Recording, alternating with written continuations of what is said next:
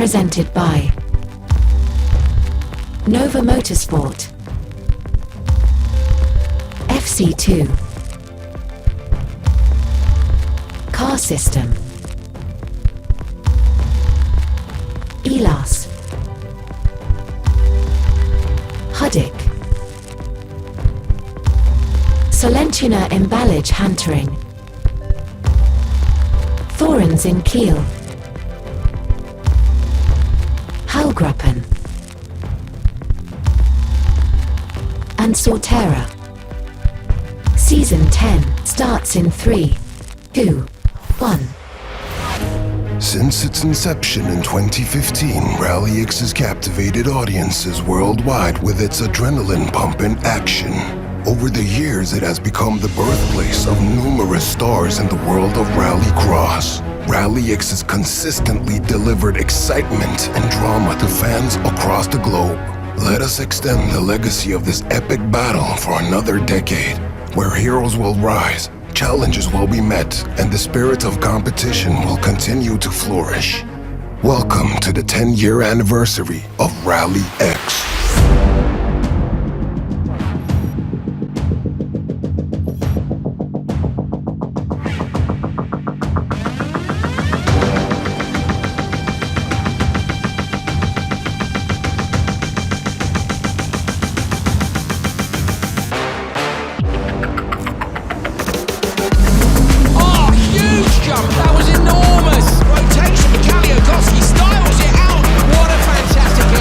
Brilliant year to pick up the 2023 Supercar crown in RallyX. A brilliant drive, unbelievable!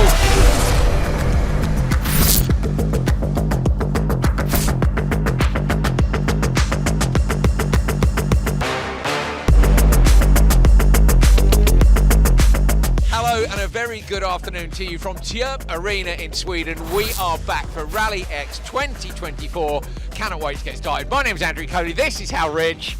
Hello, mate. Unbelievably, we're back for a 5th season. I don't know if nobody else was available or quite why, but I'm excited. I know you are too. Elated, yeah. It's brilliant to be back. The cat's dragged us back in, hasn't it? And yeah, we're back at this fantastic event in Tierp to kick off another great RallyX season. Yeah, so Tierp is where we're starting. We've got an incredible event. The drifting show is about to start over here. The cross cars are out doing free practice. We've got some Audi RS6s coming through behind here. That sounds pretty sick, doesn't it? It's not a supercar. We've got. It's not a supercar. No, we've got new cars in. We've got new categories. We've got drivers who've changed categories. But looking forward to the rest of the season. We're starting here in Tierp. Then we're headed to Kuvula in Finland, of course, the classic track there. Then up to northern Sweden to a track I don't even think Hal Ridge has been to. That's true, yeah. Hal's been in Sweden. Then back to Neeson. We've been to Neeson. I think every year we've done RallyX together since 2020. Yep. And then ending in Estering. Fantastic old school rallycross venue, the second oldest rallycross venue in the European Championship calendar of old, and yeah, brilliant to go to these new venues for the championship, but also come to these tried and tested venues as well. Yeah, going to be a fantastic season. So we've got some of our drivers from last year back. Johan Kristoffersson, the Supercar champion, is back, but Hal, Supercar is no more, but that doesn't mean the Supercars aren't here.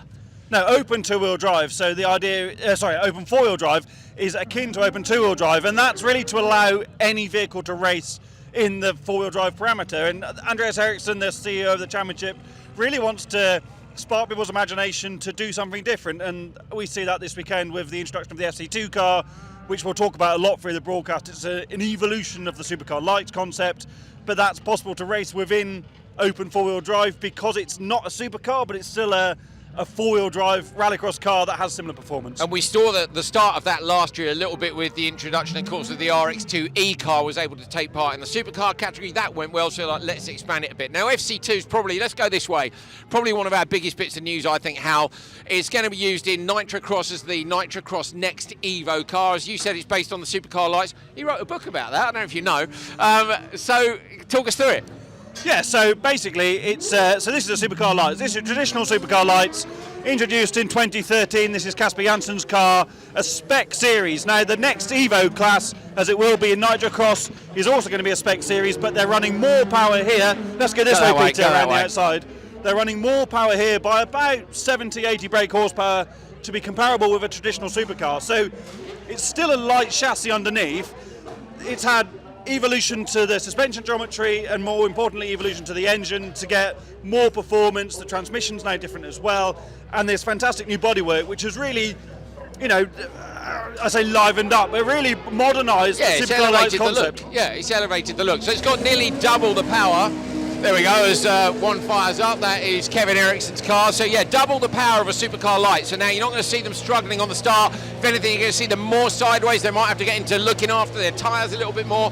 They've got an inch more suspension travel, which will help them compete with Supercar. But of course, when they go nitrocross and when we do some of the bigger jumps, like Kuvala's got a lot of jumps, there's some small ones here, that suspension travel will make a big difference to how it performs. Similar dampers to the FC1 in the rear. This is an FC1 here. This is a nitrocross car just in there, look. That's the 1,000 horsepower electric car.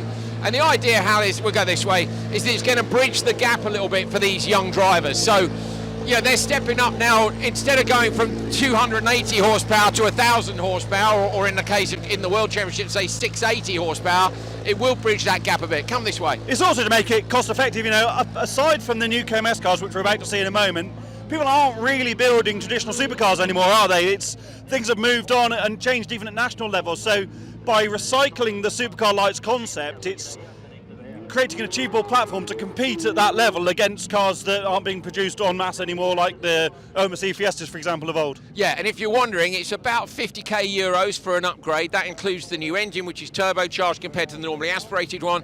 New suspension arms, new rear dampers, all the changes to the car, but some stuff remains, like the brakes, the centre roll cage, the rear subframe. There are some modifications too, so it's clever, and then you can actually sell the engines on. The old 2.4 litre normally aspirated engine is very popular in Irish rallying, for instance. So another clever. He's a bit of a genius, isn't he, Ericsson? That's all part of the concept, isn't it? To recycle, to be able to make it achievable to make that transition. And what we do have to remember this weekend is the first time they've been in action. They tested properly for the first time this week because the bodywork has only just been finished. It's on a super tight time frame. But as I always say to everybody, it's the same for my own builds or people I work with.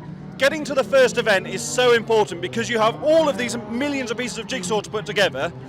Once they're all together and you get to an event, then you can troubleshoot the small problems, can't you? So massive achievement to get 5.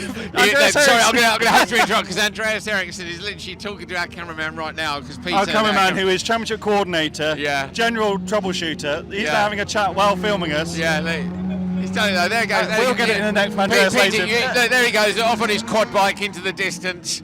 Peter just heads round. I saw Andreas Eriksson riding his quad bike at 3 o'clock this morning. I don't reckon he's had any sleep. Do you? No. The work that all of the Erikssons and everyone associated with this championship put into this weekend. This is a massive weekend for RallyX. Come this way. Yeah, so drifting. Big show. Drifting going on. Come on, let's smell the power. See, you can actually see the...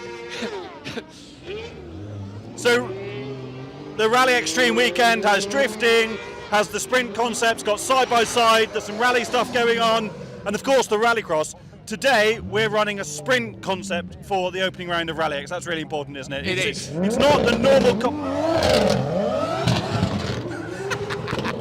It's not the normal concept. We're running a sprint, and that's largely to allow all the other stuff in this event to happen today.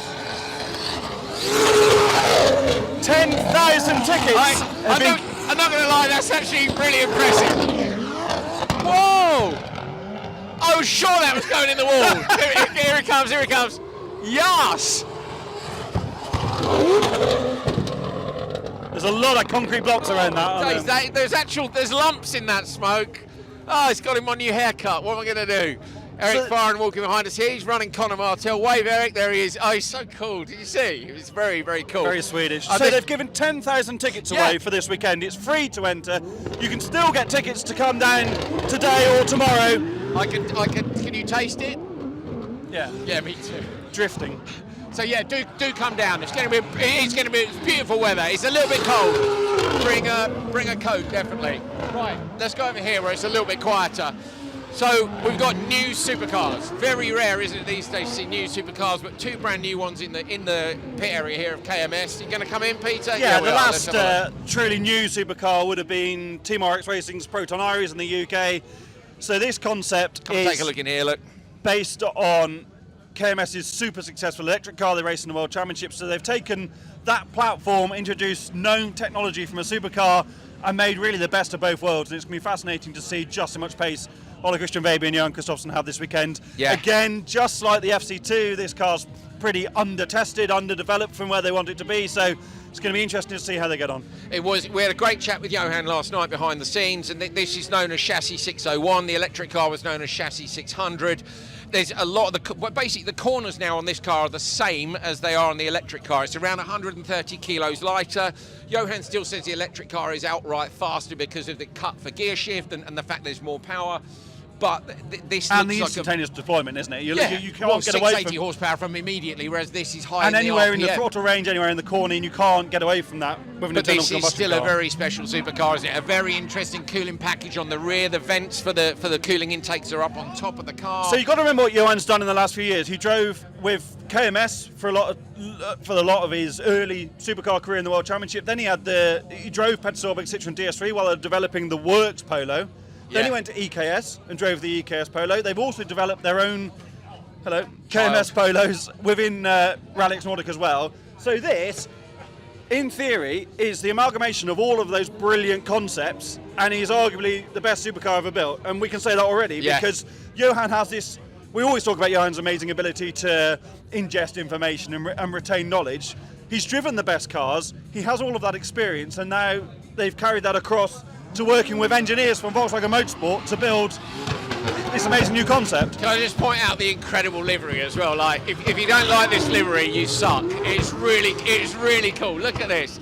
It's a proper traditional camo livery which you normally put on a car to hide the specific shapes of it, so photos don't show what shape the car is. That's the same kid as well. Colin Kristoffersen. But they're using it in race spec. But interestingly, last night they were saying Richard Brown, their engineer, says that you can't race a car in the test livery because it's really bad luck. So they're waiting to see whether they prove him wrong today, aren't they? So that could be great news for everybody else, couldn't it? It could, yeah, it could. So yeah, we're expecting these guys to be at the top. They certainly were in free practice. FC2, trying to think what else is new. Obviously the sprint format today. So if you're not familiar with a sprint, it's one car at a time. So think like a rally super special stage. You've got two stages. The first stage will be run 3 times, and that will be the equivalent of the 3 qualifying sessions. Then the semi-finals and the finals will only be for the drivers who classify in the top 18 or the top 12, depending on how big their class is, after those stages. Tomorrow, and for the rest of the season, every event will be normal rallycross format, so don't panic. And this is Andreas Eriksson's way of trying to give some of the drivers who don't normally get as much airtime a little bit more time, and to allow us to introduce them one at a time. It's another interesting idea. It is, yeah. It's something different. It also allows this event to operate where they can run Swedish Championship event today as well. They're trying to give back to the fans, the teams, the drivers across the board, and these sort of events are important to get new people into the sport. We're not that far from Stockholm, so it's great to get people along. Lots of getting a nod here from Elias Svensson on the way in. Svensson, of course, came across to Nitro, didn't it? Came and did the last round at Las Vegas in the lights car for Nitro Cross next. We've got the Darbacks stepping up now into Supercar lights here, which is still a category on its own, separate to open four-wheel drive. What's great about RallyX is there's lots of continuity. We've still got KMS and the Supercars. We've still got JC, although with different drivers. Matt Simon's still there, of course. But there's lots of change in all of the categories. We've got some returning champions. We've got lots of new faces in every single category. Just give me so much to talk about. Yes, here's a good one for you. Jonathan Yulalami, you remember one of the kids who was in Crosscar Junior last year, is now stepping up to Crosscar Senior. So we get to see that progression directly. How do you get on when you started as a tiny kid in Crosscar Junior and you get up to the guys? You remember? And it's the same with Darback stepping up from Crosscar to lights. TN11s now instead of TN5s. So we were looking at the Edge Motorsport squad, and they've. I mean, there's so much, isn't there? So much to talk about. So stay with us. There he goes again, lap number 3. He'll do his joke lap in a minute behind the cameraman. We're going to do our joke lap. We're going to head back to the studio. Let's go and take a look at this brilliant venue, Tierp in Sweden, with Vigo, of course, is back with the drone. Here we go then, let's take a look at an on-board lap with Vigo Koch, our fantastic drone pilot. This is Tierp Sprint Stage A. So if you're not familiar with the format, say don't panic, it's just a day of sprint racing. We've got tons of fans here today. Andreas Eriksson, as always, trying to give people just something a little bit different. And we're here for that. My name's Andrew Coley. Hal Ridge is here with me. Hal, we've already seen 2 qualifying runs as well as the 3 practice runs on this stage. This is the shorter one, so the rallycross track is off to the left and it heads out towards the airfield. Yeah, variety throughout the day on both of the sprint courses, using a bit of the rallycross track, although we'll be seeing the rallycross for real tomorrow. An interesting challenge this as well, isn't it? I was talking to some of the drivers in the paddock this morning who were saying it's actually really hard to remember. Remember, most of these drivers who do rallycross full time are used to doing 5 or 6 corners. So to do a whole short rally stage ostensibly without a co-driver is actually pretty tough. Yeah, I was just going to say without a co-driver, and your spotter can't really call the whole thing, can they, from the top of the grandstand? You off half a mile down, 2 miles even down the end of the runway. That is actually a runway that they still use at the end. We've got a couple of guys here from Extremely this week, and they came in, saw a drift car come incredibly close to the wall, then a rallycross car, an old Volvo, then looked over to the right, there was a side-by-side going on, then a plane flew over. I think they were somewhat amazed at the what's been created this weekend. So yeah, it is the Rally Extreme weekend from Tierp Arena in Sweden. Round 1 of RallyX 2024. Round 2 will be tomorrow. Classic standard rallycross format tomorrow. Today, hopefully, we'll be able to get a few of the drivers in. That's the finish line down the bottom there, and introduce you to them. And in the meantime, you get to see us. We're back. Year 5. We already discussed it in the opener. How have we managed to get away with 5 years, Hal? I've absolutely no idea. No, me either. We're still enjoying ourselves, though. We hope you guys are going to be enjoying it as well. You can get in touch with us on social media. We did have a YouTube screen. We haven't got that right now. We're looking for lots of things we haven't got right now. There are a very small group of people who are working incredibly hard here. Apologies for the delay. We know we're slightly late on air. That's because the Swedish Rallycross Championship's going on just outside the window. The new addition to the circuit is right here next to us. I say sprint, side-by-side drift demos. They are doing their best to build a big event here. I think it's impressive. And yeah, okay, they're running a little bit late. Deal with it. What else are you doing? Sitting waiting for the Rally Extreme streams. Fine. And these things have to happen, you know. The World Championship's gone to Hong Kong to take the sport to the people. Nitro was in Vegas a few months ago. In Sweden, they don't have that big city centre environment, so they've come as close to Stockholm as they can get. They've given out 10,000 free tickets to this event. Which is cool as well. We've talked about all the stuff that's going on, and of course there's going to be delays because you've got half a dozen people running a whole massive event like this. It's a massive effort from everybody. Kevin Eriksson missed the first free practice session because he was stood on the start line waving the flag. That's 100% the truth. I was like, are you going to practice, mate? No. I said, are you tired? Yes. We were looking out we've got delightful bedrooms down at the far end of the drag strip, haven't we? Which are actually quite cool. There's no TV. If you look on my Instagram, you'll see. I never use a TV. There was no in the dinner and there was no bar, was there? No, that's an issue. That's more of an issue than no TV. The bar closed at 10 p.m. Although we are professional broadcasters and we wouldn't have stayed up any later than that. But well, when the start time's actually, it's 12 a good point. o'clock. Yeah, so it's fine.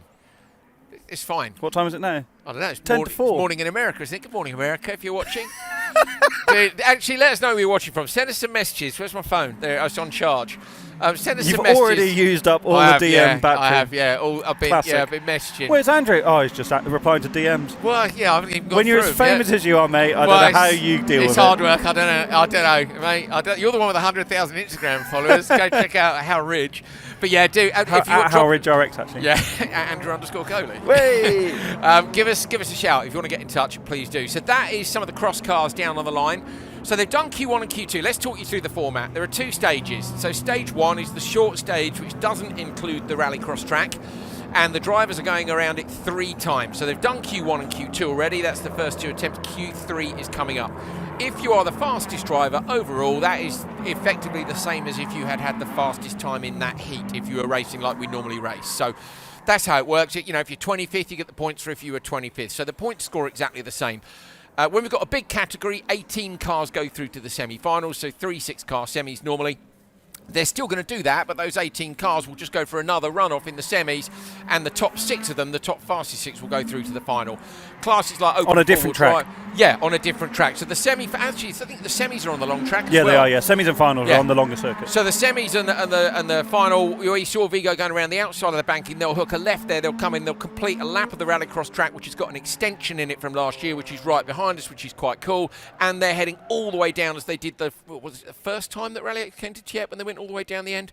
Of course, famous broken broken do ball that joints. Last year, did we? I'd forgotten about that. No, we were cutting across here last year. And that was when there was a famous broken ball joint, and Ekstrom snuck into the final, and Ekstrom pulled out, didn't he, to let Robin in? Yes, he did. And Robin won the title. So good old Ekstrom, never misses a trick. Matthias, if you're watching, hello. Actually, he said he might pop in.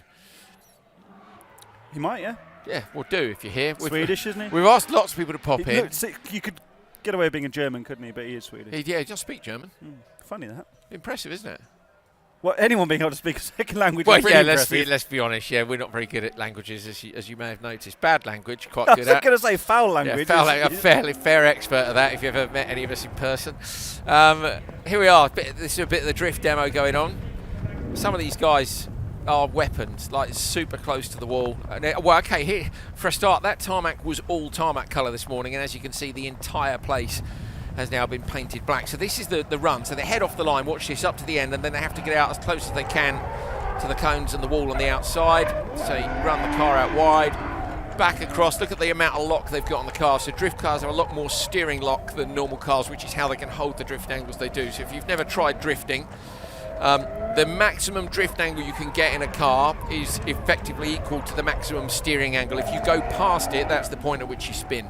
So if you reach the lock stops, very rarely can you come back from the lock stops.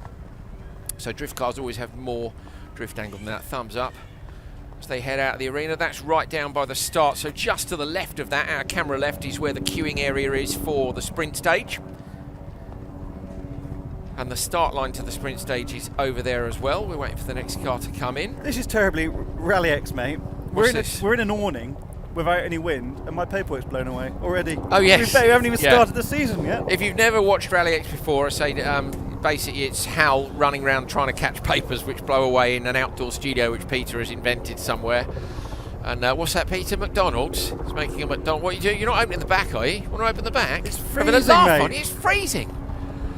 We left the UK yesterday. I was wearing t-shirt and shorts. It was nice at Got home. here, I had to get changed in the car park on the way. Yeah, I've got cold feet. Have you? I brought 3 woolly hats. Oh, hang on, Michaela's outside. Oi!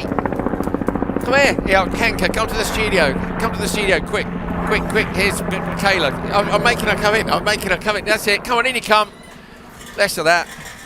This is how you get a guest. You basically, we shout at them outside and force them to come in when they've got absolutely no time to themselves. Michaela Arling-Kotlinski, superstar driver, of course, of Team RXR and Extreme E. And you're here being a superstar driver this weekend. What are you up to? Well, I'm actually more up to being a driver coach. Is that where you were going? Yes. So I was like, I have 2 minutes, and then I need to be up there. How long does it take you to get upstairs? No, I'm pretty fast, so I'll be good. You'll be all right. Who are you coaching? So I'm coaching Carl Svedlund and also Arvid Karlsson, so in crosscar junior. And these guys, I mean, they're doing really well. P3, P6 in the last Q2, so super impressive and really nice driving style. So, no, it's going well. It's going much better for them than it does for me in side-by-side SXS Nordic. Yeah. What did you do wrong? Well, apparently you should have a working drive shaft. Okay, that's not your fault then. No, that was not my fault. No. And then also the power steering was a bit of an issue in third stage. So, yeah, we were struggling a bit. Was that your fault? I was going to say, yeah, are you mechanically unsympathetic to the car? No, but I think it's a very tough stage out there. That's a maybe, if ever I heard one. Did you hit anything? I didn't say anything. No, but no, it was really. I mean, it's a very tough stage out there. Yeah. So I'm learning a lot. The reason why I try to do side-by-side Nordic is to get more experience for Extreme E in the end. But it's very tough out there, and I did hear some rumors that they're, looking into different places. I heard the same. Yeah, so that'd be nice. But then I said, please not in the woods. Okay. Yeah. Okay, there you go. If you've been watching the whole show, you might be able to put 2 and 2 together there and figure things out, but we'll see. No, look, it's great to have you here. Obviously, I hope you can pop back in at some time. I know you've got to go and do your coaching thing. Yes. We've got a massive break in the Extreme E season. I suppose, as you say, you want to get better for Extreme E, but also you want to stay sharp. Otherwise, you're just out of the car for 4 or 5 months. Yeah, true. So, I mean, that's why I try to do as many things as I can. So, last weekend I was racing Porsche Carrera Cup, Scandinavia at Anderstorp. First race weekend, and now I do this. So, it's 2 completely different things. Hopefully I'll be back to do some rallycross, we'll see. But yeah, I'll just try to be behind the steering wheel whenever I can, and just, like you say, in the end, Extreme E is my main series, and that's why I just want to race as much as possible and be up to speed when we come to the next event. Awesome. But now I need to be a driver Go coach. on, so off you go. See you later. bye. Thank you, Michaela. There we go. So that's how you get a guest. You bang on the window when they turned up on a pedal bike outside. Oi. And then Peter rips the wall off. It's now even colder. Did you see the paperwork? Nearly flew away straight away. Honestly, I've got nothing to say. No consideration for us I mean, whatsoever. And whose car is that? Yeah, I dread to think. Whose car is that that's parked your there? car. I know. I thought it was. You lazy actually, if you so-and-so. come in a bit, out a bit. You want me to cover the car? Yeah, No. just block the car. Look, That's there's someone's harsh. parked electric scooters out the back. We could take those. Do you reckon they work without? Do you think it works without an app or anything, or? Yeah, just press go. Right. Well, me and Hal will be back in 5 minutes. We're going to go off on these electric scooters. You have a great time. No, not really, of course. We're getting underway now. As I understand it, they're running fastest last, Hal. Is that correct? Or they Fastest certainly were in first. the they were in the previous session. They were fastest last. No, they're fastest first in the previous one, but fastest last In the first Q1? one, yeah. Right, okay, there we go then. So You'll there's have our to do first this bit of because my misinformation. running order's wrong. Alex Antila in number 48. This is junior crosscar. So junior crosscar, around it's the age of 12. I think you can enter in the year in which you are 12. So we have had 11-year-olds in these cars, and some of them are unbelievable. Actually, you know what? For their age, they're all unbelievable drivers. But we have got some incredibly talented drivers. We've got some who've stepped up this year to crosscar senior. So Yunatan Yulalami, as we mentioned in our intro earlier on, has stepped up to the next category. I'll leave my other stats because that's my Nitro stats. This is my RallyX stats. Let's see where he was last year. Crosscar Junior, flick through the pages. Yulalami was P2 last year. Not as great now. He was never ever off the podium last year. It was a brilliant title fight, wasn't there, in Crosscar Junior between the three Finns, Yuita, Yulalami and Larry Hallinan, who's gone rallying now. He's always wanted to go rallying, hasn't he? Yeah. So they've split their paths, but there was a brilliant... No more licorice. I don't like it anyway. He's gone now, it doesn't matter. We're going to Kugler next, which of course He'll be is back and then famous we'll for have to licorice. pretend to You'll like have to licorice. eat your words and your licorice. No, I just take it home and give it to my family. Yeah, I posted some actually to one of our old producers on World Rallycross, Sally Blower, who loves licorice, and also Tom Jeffs, cameraman, who still works on it, doesn't he, I think? Another person who loves licorice. The Swiss Army knife. Yeah. So basically the juniors, Yunatan Yulalami, who was P2 in the standings last year, has stepped up to senior crosscar. Really, really looking forward to how quick he is. Obviously, we're not expecting him to immediately be on the pace of the front runners there. Oh! Clips the hay bale chicane at the end of the run, rear wing off and almost rear left corner off Frantila. Oh, and again, clipping the tyres on the outside, so the juniors are leaving nothing out there on the circuit. That was Oliver Solly, wasn't it? I think that just clipped the bale there. And then it was tyres right on the end of the concrete barrier, the K-rail, which is on the outside of that corner. I saw a stack of tyres there and I thought, well, it's a bit unnecessary. Surely no one will clip that. And they've literally been launched immediately. And now they're pushing that bit harder. You'll be pushing a little bit harder every time you go out, won't you, as you start to learn the course a bit more and start to take that little bit more risk as well. You were talking about how competitive these drivers are. Just... Whoa! Okay. This Hampus Hagstrom in full send mode, P5 in the series last year. You just saw Nico Kinnan in the red and yellow car as P9 last year. Go on, Hal. You were saying super competitive. It is, yeah. I met Reynolds Littis in the toilets actually, and he was saying Goodness me. He was saying how respectful the SM, the Swedish Championship class, is. He's here. Reynolds is here in a new role, and we'll talk about that through the course of tomorrow, much more so in being a race director, giving his opinion on incidents on track, Mr. Black Flag, as he's coined himself. But he's also having an overview on the event, and I think that's so important. A great move from RallyX to have someone with his experience working together with the stewards. But he was saying how respectful the SM class is, and what it reminded me as we're watching these guys is how amazingly respectful the junior class is. I would say this is the most respectful class in terms of contact, racecraft and contact of all. But that precision goes a little bit out the window when they're pushing so hard on their own on a sprint course. I like this concept. It's different. It's maybe... Yeah, it's not the same as a rallycross event, is it? But I do, I enjoy doing sprints when I compete in them. I think it's a different string to your bow, isn't it? If you gave me the choice, I'd do it for one qualifying session. And then go, because I love the tactics of joke laps. I love the starts. I love the drama of the finish. But I'll tell you what else I appreciate, and that is Ericsson's willingness to try different stuff. Now, he doesn't always get it right. Well, actually, you would admit that? I don't know if he would. He would. You know what I mean? On the right day. Yeah, mostly. If you ever have a chat with Andreas Eriksson, he is always right and everybody else is always wrong. But in the nicest possible way, it's because he desperately wants the sport to be as big as it could be. And if you know me and how well, we think this is the greatest motorsport ever at Rallycross as a sport. Exactly. Across the disciplines, across the various series, who are all trying different things. And you know what? that's why Johan Kristoffersen still keeps coming back. That's why the Hansen still keeps coming back. No, I don't just mean Kenneth, because Kenneth's a rallycross man. But Timmy could go and drive in anything. He could have made it to Formula 1 had he had the budget. You look at the drivers that are there. But Kristoffersen doesn't need to do this. He's not doing it for the money, that's for sure. We talked to him last night, didn't we? He was saying, look, there are other options to go and do, and he didn't use the word boring, but it's quite clear that they don't make it. He's not quite as excited by them as he is by rallycross. Yeah, he's a kid in a sweet shop. Kristoffersen's car, by the way, is 76 grams lighter than OC Baby's. We'll explain why later, but it's typical Johan, isn't it, Hal? Yeah, the attention to detail.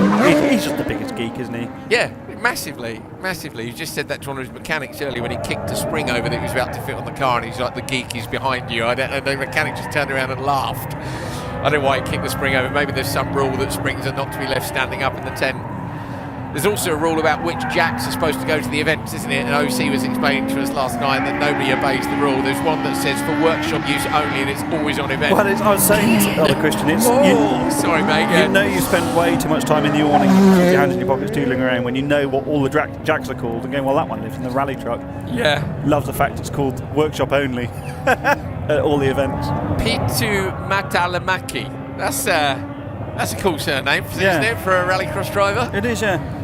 But that was before 2013. How do you know anything about that? There you go, you see. There you go, Hal. I once went to Brands Hatch and watched Will Scholar. I did, actually. There we go. There it is. I went several times, actually, to Brands Hatch and watched Will Packed Around and Co. back in the day. Who else? The bloke who wrote off the RS200 with the sponsorship on it from the jeans company had an absolutely massive shunt on the right side off the line. At Brands? Yeah, massive. You're not thinking shunt. of Lidden? No, 100% Brands. He went into the arm car. I was there watching it. It was massive. How old were you then? Ambulance job. Well, obviously I'm not that old now, so I must have been, I don't know, 10 or something. See. Michaela's coming running back past now to get on her little electric scooter. I think we gave her so much grief before she goes. Yeah, she's going. No, she's coming back. Here she goes. Shake of the head. That's it. That rear tyre's bald, mate. You be careful. Bye. She was so unlucky in the final round of World RX last year in Hong Kong. If there was bad luck, she attracted it. It was a nightmare for her, but was very competitive in RX2E last season. I know they're still working on what her rallycross plans may be for this year, but it'd be fantastic. She's such an experienced driver now, isn't she? And it's no wonder that a team like JC are using her as a driver coach, because that wealth of knowledge is so valuable to these young drivers. Absolutely. I found it interesting, actually, that I'd like to have spoken to her more about the idea of coaching during the course of the stage. You know, is she literally looking at what they're doing? It's live coaching, isn't it, effectively? You're, instead of calling when you go for your Joker strategy, you're calling where to go. TN11? Yep. Very distinctive with the air scoop on the top. They look so different to the TN5, and I would say look radically better than the TN5. Not to say the TN5 was bad, but the Speed Car Wonder would really move the game on in terms of, there we go, there is a Speed Car Wonder, move the game on in terms of how the cross cars look visibly, and I think the TN11 is right up there with them as well. The TN5 was built to the FIA regs, wasn't it, I believe? Wasn't it the first FIA regs car? And then the Wonder that was what I was getting to. The Wonder then was from the Speed Car Extreme to the Wonder. They're slightly more stood up, aren't they, than the old cars were. They're a little heavier. And there's been rules then on slowly transitioning to the different sized engines and so on across the category. It's so successful, isn't it, cross car? And the FIA cross car, of course. So hard there to transition the car from having the weight all over to the right hand side, then turn through that tight left. And with a huge long straight afterwards, the key really is exit speed onto that straight, isn't it? And you say you're trying to flick the car back one way into the other. Let's see if we can get the timing screen up onto Q3. At the moment, it's Nico Kinnunen, the 33, the yellow and red car which you saw earlier on, and then Oliver Solly. Hal, was it Solly you thought took the tyres out at the side, or the hay bale chicane? Well, didn't just touch them, didn't he? So clearly got away with it for the most part. Yes. So standing after Q2 haven't printed, but Hampus Hagström went fastest in the first session, 1:47.3. So Kinnunen a bit quicker than that. Fastest in the second run was 1:47.6 from Antilla. So Kinnunen's on the fastest run of the day so far. Now, of course, so what's interesting here is I think we've seen every inch of this track. The whole thing's tarmac.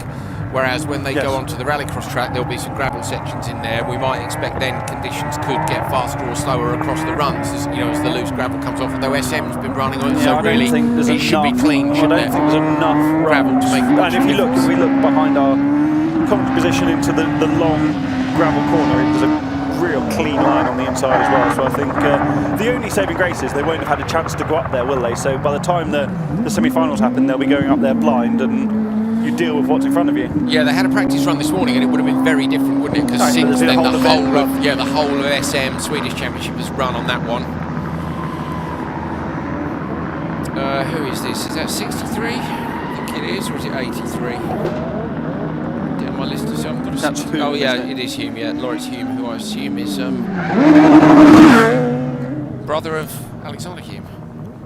Is Alexander Hume back this year? We're looking at the entry list, absolutely massive, 30-odd cars in crosscar. Capped in crosscar, isn't it? Well, they all have a. Well, I a liked cap. the cap, but it was 20 in junior, and then mysteriously there were 21. I say, that's where Andreas goes, oh, hang on, somebody else wants 20. God, we can squeeze one more in. You're like, we can't, we haven't got enough time, Andreas. We've already been on air for 7 hours. I've been up for 4 days. And this is why people are complaining that Q1's not on air. Yeah, I appreciate that everybody wants to see We'd every love second. to show it, but we can't. The effort involved in running this broadcast is huge, and I think, especially with the number of people that are here. If you compared this series to some bigger series, half of the production are now in Stockholm to save costs. So Yeah. because it's so expensive to put these events on, so I think there's probably 6 of us on site plus.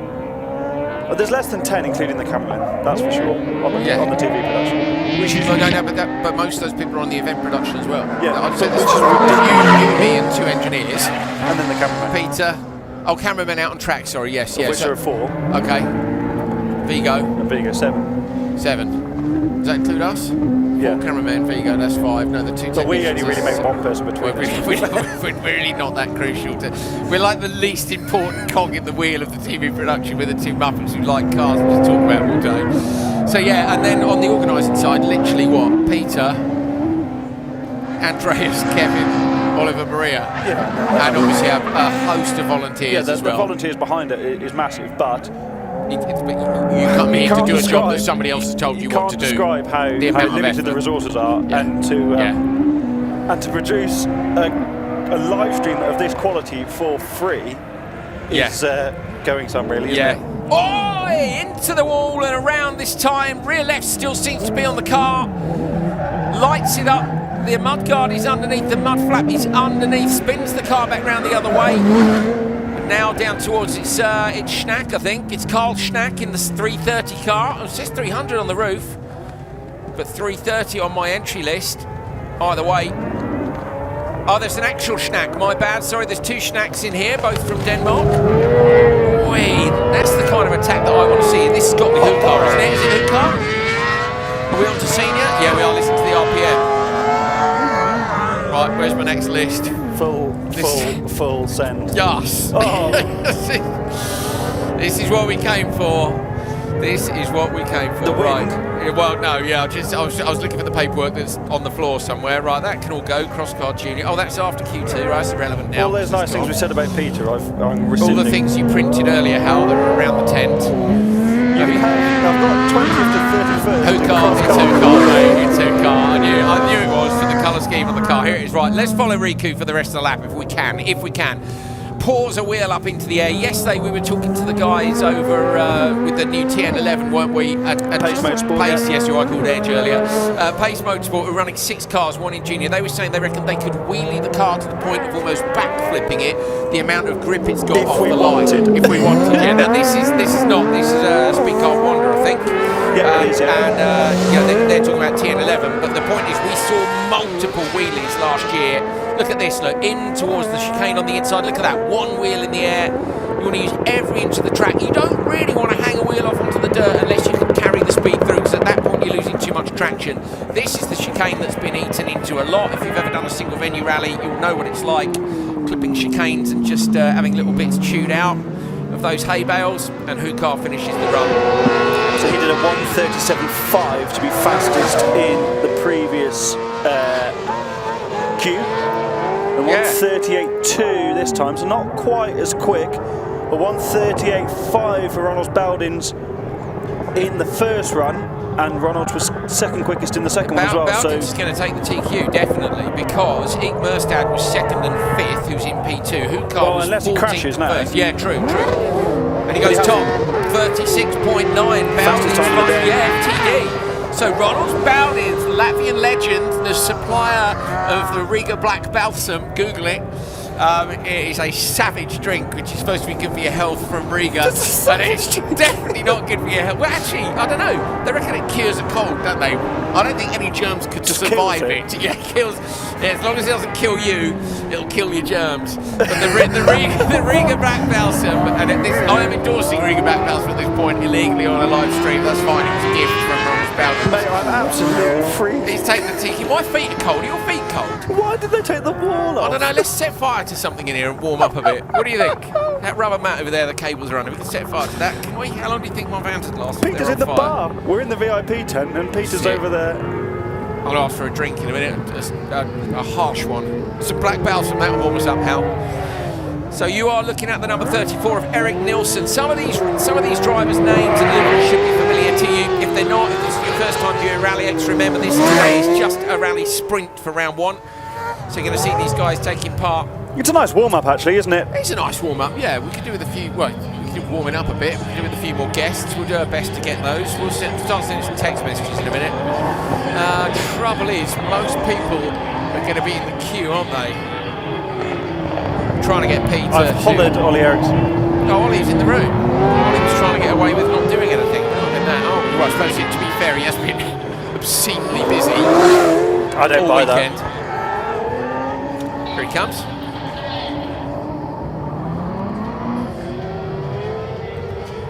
So Oliver Eriksson joins us in the commentary box. Oliver, welcome back, mate, and thank you for having us back to RallyX. We've been telling everyone at home just how much effort has gone into this, but also what a small team it is. I know you guys are all absolutely exhausted because you've been working super hard, but the event looks great. Yeah, thanks so much. The only issue is we couldn't get two other commentators, but yeah, we'll take it.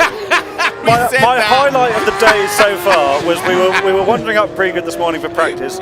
Ollie Eriksson, dressed, ready to go out in the car, comes up to Andrew and goes, "Why did you ignore me yesterday?" Yeah. Apparently he looked right at me and nodded. No, it's just off in a world of my own. I have no idea. You looked right at me. We like locked eye contact, and I nodded at you, and you just smiled. I'm so sorry. Is it game over? Yeah. The broken drive shaft wasn't enough to get me fired, but blanking you when you nodded. Now I'm gone. He's a bit simple, mate. I'm sorry. Yeah, I was probably thinking about food or something, wasn't I, Hal? We were just desperately looking for anything to. Although we did have a Max burger on the way. Didn't you grab something from the food trucks here? No, it was all shut by the time we got here. Like, we didn't get it till 7:30. Dude, you need to be here at time then. Well, you need You're to late, you're ignoring me. Your brother booked the flight. So you want to have a word with Kevin? Yeah, here we go. So this is another one of the TN11s. Yellow Army's popped into fourth. Oh, wheel off, 21. That's Rasmus Persson has pulled the front left off. Going to try and drag it round. He's close to the finish line. That's literally the last straight now. Persson, prior to this session, was seventh sitting overall. P7. Yeah, so this is a bit of a disaster. Where's he going to slot in on the screen? Comes in a long way off, 155. So that's as good as a DNF, to be honest. Most of the people who are down at, anybody down there, that will be the slowest finisher. All the DNFs have been lower than that, so shocker for him. Ollie, how's it going so far today? You've been out in the new FC2, which of course will be the Nitro Cross Next Evo. I know this is, the car is still undergoing, although it's making its competitive debut here. Still undergoing testing, I think it's fair to say. Yeah, 100%. Yeah, we're still developing testing stuff. It's the first couple cars that are like made as proper FC2s. Before it's been just a test car going on. So yeah, we're finding stuff out. Me and Kevin had different diff stuff. What diff would work the best later for Nitro Cross, we're trying to figure that out. So you were running different settings on the cars, effectively. And there's 5 cars here, and your dad was saying to me last night he's really pleased about that because obviously that's 5 sets of data. Yeah, 100%. And I believe the teams are kind of working a bit more together. Normally, if you guys were, you wouldn't be working, there would be no data sharing at all, would there? But there's kind of an agreement that you're all working a bit more together here? Yeah, that's the thing we wanted compared to. Yeah, the reason why we have 5 cars, the demand we had that it was going to be open data and everyone would share and develop and help us with that. We want to involve more, not just me and Kevin telling everyone what to do. We want people involved in the products we need to race around the world and to make them as good as they are. And yeah, as I said, we run a bit different stuff. I have a bit looser diff. Didn't quite work here. I struggled quite a lot today with a slipping diff. But you know, we learn. It's it's stuff from Supercar Lite, so it's a bit cheaper than what we're used to in a Supercar. You can take the cassette out and change the diff in 2 minutes. Here we have to take the whole gearbox apart. So the reason why I haven't changed it today is there's no time. No time really. Yeah, no time. So yeah, as I said, we're still figuring stuff out and it'll be fun. And it's a new experience, and driving these cars for the first time must be pretty special. All the development work you put into them. The performance is there, isn't it? Okay, this weekend's going to be tough because you're still learning, but the upgrade you've made on the lights concept is it even better than people expected? Yeah, I hope so. Obviously, as I said, we have a long way to go. We have until September to finalize everything exactly as we wanted, and obviously we want to have a competitive supercar for a low price tag. So people all around Europe and the world can race supercar cheap. That was what we need to do. We need more interest to the sport, more people driving. We can't have super expensive cars and lack of field. So trying to regenerate the way we think about rallycross in general, and we need, as I said, more car count. The one thing that all of the drivers have said to me who've driven the car is that it's a lot of fun, and I loved the lights car when I drove it, and it was a lot of fun. But it also needs driving in a very specific way, really tidily, with good exit speed. You've got to get the starts bang on. This, to me, with double the horsepower almost of the lights car, I understand why they're saying it's a bit more fun. I guess you can be a bit more supercar with it on. You can make a mistake. You can hang it out a bit more. You can hook a wheel off the edge. Are you finding it fun? Yeah, 100%. It's everything a supercar is, but it brakes and steers where you want it as well. Yeah. Since it's the mid-engine, everything, it gets a bit more effective at doing that. So so far we're quite pleased. So we'll see. I have to say, there's some spectacular driving going out on stage here with the cross cars. People absolutely on the lock stops on the transitions between that long left out onto the starts, onto one of those long straights. This is, who's in the 124, looking down mention list, Sebastian Enholm. Enholm last year, of course, was our champion. So, and isn't that classic cross car that you've got someone as competitive as Seb halfway down the order? Yeah, because there's nothing to choose. Well, but it's not really, is it? Because so often there's a massive just looking to see position shift because the times are so close. What do you guys think about this new format we try with? Stage sprint first day. I said in some ways I'd like to have done maybe just Q1 and then got into the rallycross, because I think everyone's roasting for rallycross. They really want rallycross. It's the European season we've kicked off with Nordic, haven't we, for the last 5 years. It's been the first international competition this side of the Atlantic. So there's a bit of me that really wants to go rallycross, but I am a rally man and I do enjoy watching people push the limits one by one. I don't know. We did say what we liked was the fact that your dad is willing to take the risk and go, I'm going to try this, and if the fans don't like it, I guess you'll have a think about it. But you're also putting on a show here for a different crowd in person. Yeah, for sure. That's what RallyX is all about. We try to listen to everyone who's here racing. Putting money in, putting effort in. Being in our series, we want to listen to what everyone wants. We try new stuff to see if it works or not, and then we have a meeting after with all the competitors, see was this good or not, should we take it in or out. And we're not try stuff. Yeah, we want to try stuff. We don't want to. Yeah, we don't want to sit still. Just be the same old. We want to do different stuff, excite people in a different way, and sometimes it works, sometimes it don't. It will be probably different feedback from this day, and we see where we take from it. Yeah. What's your feedback as a driver? How much are you enjoying driving this course? It's a lot of fun. I mean, they got a good course going on. We got the sprint stuff going at the same time as we're using the rallycross track here at Tierp. So, I liked it. Obviously, I think a crosscar fits really well. You see, that part was really narrow, with us. We were fully out in the grass with our big car. So, it's fast. You got most stuff. The cross cars look absolutely epic. There's very much two types of stage here in terms of this one even. So the first section is sweeping corners other than the hairpin off the start. But then it goes into what I would call like an airfield single stage, which we have in the UK a lot, which is a lot of straights and 90s. At that point, it's braking as late as you can, carry as much speed as you can, and then run the car right out onto the next straight. This corner here, the long left to the right, getting this right for the exit onto the straight looks incredibly hard to me. Yeah, that's a tricky one, because you think halfway through you're finished with it, but then it turns way more than it did before. I missed it like every time I went there. Did you? Yeah. Brilliant.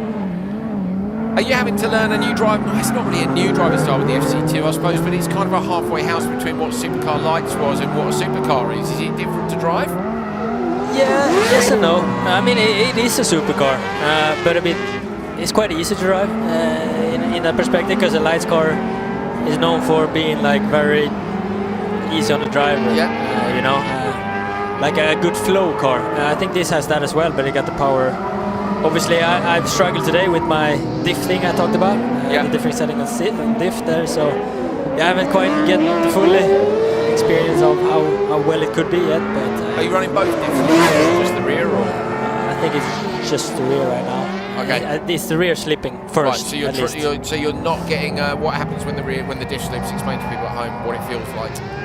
Yeah, it's like the rear starts or stops giving drive, so it's only the front wheel that drives the car. Since we have a rear engine, So is it mechanically spinning the diff up? Yes. Is it spinning one wheel too much on the inside? Are you diffing out? It's kind of when the diff spins, nothing happens. Yeah, sure. So both they just spin on itself. So you end up with a own. front wheel drive on the exit. You know the car doesn't sit and go like it does. Yeah, exactly. Get it right. Okay. And that's what some of the other cars have been better on. Do you think it might work on looser surfaces that Nitro runs, for instance, on a 100% dirt surface like in Phoenix? No, we will go straight to the other stuff. We will take away, Yeah, there you now go. we write my setup off. That doesn't work. And we move on. yeah, on to the next one. Yep. On to the next one. Open two-wheel drive will be coming up next. We've got 6 cars running in that. You'll be very familiar with Victor Johansson and Simon Tiger, 2 previous champions. But I must say though, like being in a development program of a new car, it's something people should strive to become almost, because it is a lot of fun developing new products and stuff. So I know a lot of people, you know, down in Europe in motorsport programs, they are professional test drivers. Yeah. And I mean, everyone can't be a professional race car driver. Everyone should know that there is a different market. Yeah, and it's a lot of fun developing cars. 100%. Trying stuff and then going out, making a little change, try it again, go out, make a little where you call it a sweep of the settings, don't you? So you go through, let's try all the anti-roll bars, then we'll try all the rear anti-roll bars, but now we need to see what happens if we put the stiffest one on the front and the softest one on the back, so you have to sweep them all again, and it's a lot. But I think Oliver's being a bit disingenuous to himself and Kevin in that, because you've got to be of a certain calibre of driver to be able to do it, haven't you? You've got to be able to give the feedback. Well, not only that, but you've got to be able to deliver the consistent performance every time to make the gains in the feedback anyway, or to at least feel the differences. So there's loads of drivers that we know that can deliver an amazing lap time. Quite how they achieve that, they don't really know, but they're driving by the seat of their pants and they get the maximum from what they've got. Whether they've got 3 or 4 wheels left on the car doesn't really matter. Whereas having someone that can deliver exactly the same corner every single time, make a change and then realise what that's done, is a very specific skill set, isn't it? And I think drivers like Oliver and Kevin have really refined that skill, and it's impressive. Johan Kristoffersen's a good example of that as well, but not everyone can do it. I think, and you have to spend a lot of time in a lot of cars to refine that skill as well, and then you need seat time in the given car to learn what its characteristics are. I'm horribly inconsistent if I go out on track. I could do a good lap, you know, as you say, but you can learn it. I mean, it is teachable. Like, so is everything in theory. Putting it into practice is very different. Open two-wheel drive out now. The only time I would say I've had the ability to do it was at Brands Hatch when we worked at rally school. We had 12 Peugeot 206s. They were all in theory the same car, but they all felt different. And we used to drive them all the while, thousands of laps. So that would be the only time I could say to you, that one's got the better engine, the better diff. This one, there were little things. That's the thing that I must say I'm most proud of with the Supercar Lights concept. Really? That I've raced probably 15 or 20 different numbers of them. I never feel a difference. They're all the same. Then that's great. That's a sign something of a good build. I think we're really proud of. It doesn't matter what number car you have. We still run number 1 and 2. They run this weekend here. Last year, and I broke it. 1, 2 and 3 are racing today, aren't they? Yeah, that's what I mean. And they're 10 years old, and they feel the 12, and they feel exactly the same as number 53. And trust me, I've tried most of them. I built 40 of them. yeah. Built and shook now. I think the reason the cars And at he's got the scars to prove it. yeah, the reason the cars at Brands felt different was they were mostly horribly worn out. You know, I'm sure they all felt the same when we started. But by the end, there was one occasion when I went out and was told to make sure I brought the car back in one piece, and then a wheel bounced over a fence and it had broken the rear stub axle. I had to go back with the keys. It broke. Yeah. It was the first one of It the was 12. upside down in a bush, It was the first one of the 12, and I went out, and it was just basically we were doing a passenger ride day at British Superbikes. I went out to try and attract some customers to get in the car with a marshal on board who wanted to learn left foot braking. And literally on the second lap, I heard a bang, and it bounced where it broke. It creased the rear wheel arch, then the wheel hit the roof of the car, and then it bounced over the fence to the rally stage. I had to walk back with the keys in my hand, and the chief instructor literally was like, "Oh, for Christ's sake, what have you done?" And I'm like, "Nothing, like it just broke." But try selling that. It was only a few weeks later when another one broke that finally they forgave me, you know? So yeah, I may have a reputation on it, sorry. Still don't believe you. No, we don't trust you, Coley. I've broken 2 Sierra cars, 1 RX Lighters car, haven't I? It's no wonder no one's lent me a supercar yet. Victor Johansson out on track now in the open two-wheel drive category. He was the champion in 2022, he was P2 last year. Where did he have a shocker, Hal? Was it Kuvula? Most places he had a terrible time, didn't he, on and off last year. Qualified, he didn't make the semis in Kuvula, Q13, that was on day 2. He got issues with his combustion engine there, I think, right? Yes, you're so right. So he ran only electric, yeah. And he's not running the right combustion engine this weekend either. He's still waiting for pistons for his Mercedes engine, so he's running a 3.4 8-valve Volvo engine. What was it? It was Hollius Hollius, last yeah, year where where he he went off went to to pick up find an an engine engine, and yeah. put one in, didn't he, overnight? Yeah. But he's an incredible engineer. We were saying this. He's someone surely OMSC would love to sign from an engineering point of view. He just lives 1,000 kilometers north. Damn it! So he's also I'm sure he could make himself a helicopter out of some cardboard chips. But or that something was else. quite funny last year, Höljes, Victor. I think because we have a trend up, they sell everything from engines to race suits, OMP wear, everything. So I think he went to them overnight because they have like a show engine they show that they sell normally. Yeah. And I think he bought that there and then he installed it in his car overnight and then ran the next day. I remember when we saw him in the morning. He looked absolutely broken. Here you Really have a couple did. of talents, huh? Yeah. Okay, so Supercar lights are out on stage now. So remember, categories-wise, crosscar junior, crosscar, open two-wheel drive, supercar lights, and open four-wheel drive. So it was actually called open four-wheel drive last year, but all the cars were supercars, bar the RX2E machine, which was running in it with Victor Franks.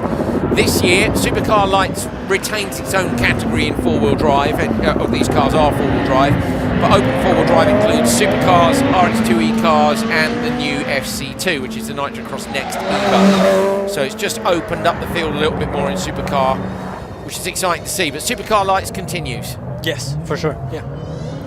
Good to see. We've got some familiar faces back. Casper Janssen here. He's on an amazing winning streak in Nitro at the minute. I forget what it was at the end of the season. I think it was 8 in a row at the end. Yeah, it might have been 9. It might have been. I'll look it up. He won the championship, of course. Then you have a new guy starting just behind Casper there.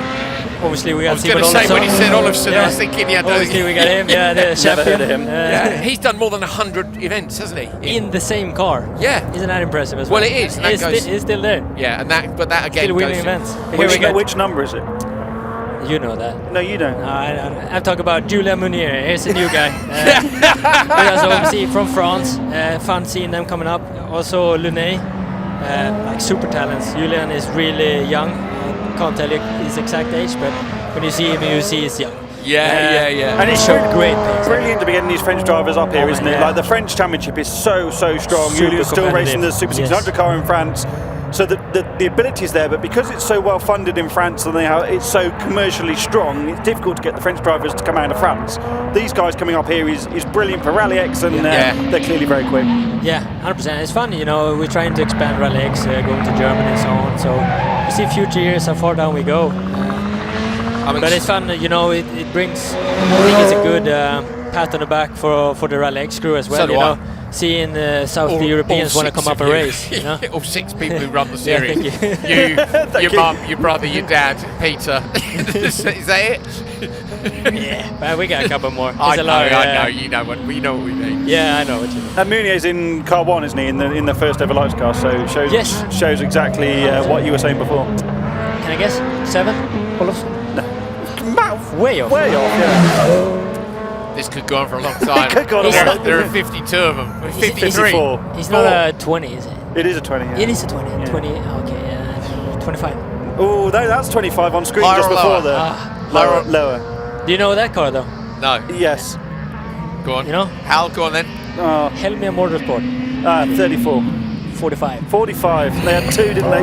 Yeah. 34 is Andersson. Yeah. Okay, 'cause sorry. That's the other Helmia car. Let me just interrupt these 2 total bores. in case you're new to the RallyX series, they're talking about chassis numbers, and actually it's not boring, it's fascinating. That's 41. 54 of these cars have been built, and Howell, bless him, has written a book on it and the history of every car and every race they do, and he still gets in touch with me if he's not at a Nitrocross event to ask me which chassis they're doing, what, to keep a record of it, because it took you how long, Hal, to get... Forever. But was it hundreds of phone calls to people, Yeah, and including the hundreds likes of of hours, Ollie, yeah. desperately trying to get him to remember what car he drove at what event? It was a fascinating, all jokes aside, it was a fascinating process for me as an anorak, because the way we ended up deciphering a lot of the information was sitting down with Ollie and Kevin in the truck at events, and they'd be ringing people saying, oh, what colour was that car then? Or speaking to a mechanic and saying, when did you rewrap that car? And you build a picture of when it did what events. based on when it colour it switched was. livery or who drove it at which event. I find it really, like, it's brilliant. full geek, isn't it? But Yeah, but I find it really what's interesting. great. And It's like any history. It's like any history, isn't it? It's like any historical fact. It's just building that picture. If you're watching this, we think you probably are a bit geeky, and that's fine. Welcome to our gang.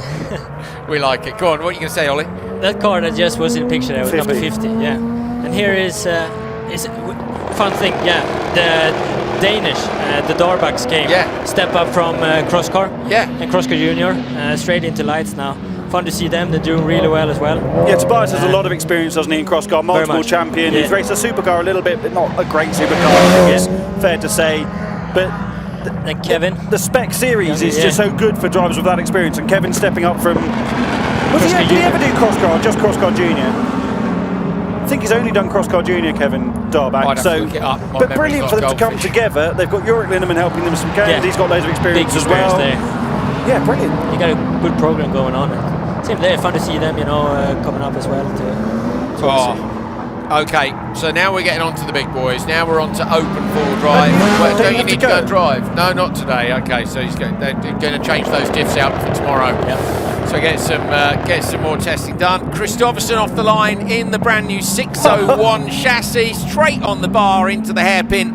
We're going to follow Johan through this whole stage run, hopefully. On the brakes now, up and through, just pitches up the left rear and then a right rear all the way through this sequence of corners. Watch him through the long left-hander now. This is the super fast corner, which Ollie says tightens, and then he'll flick it round to the right and unleash 600 horsepower up the straight. Here we go on the brakes. Typically Johan tidy, little bit of handbrake on the way in. How brilliant to see someone building a brand new supercar. We're all a bit geeky for supercars. I was trying to think who would have built the last brand new ones. When did the last OMSC Fiesta go out?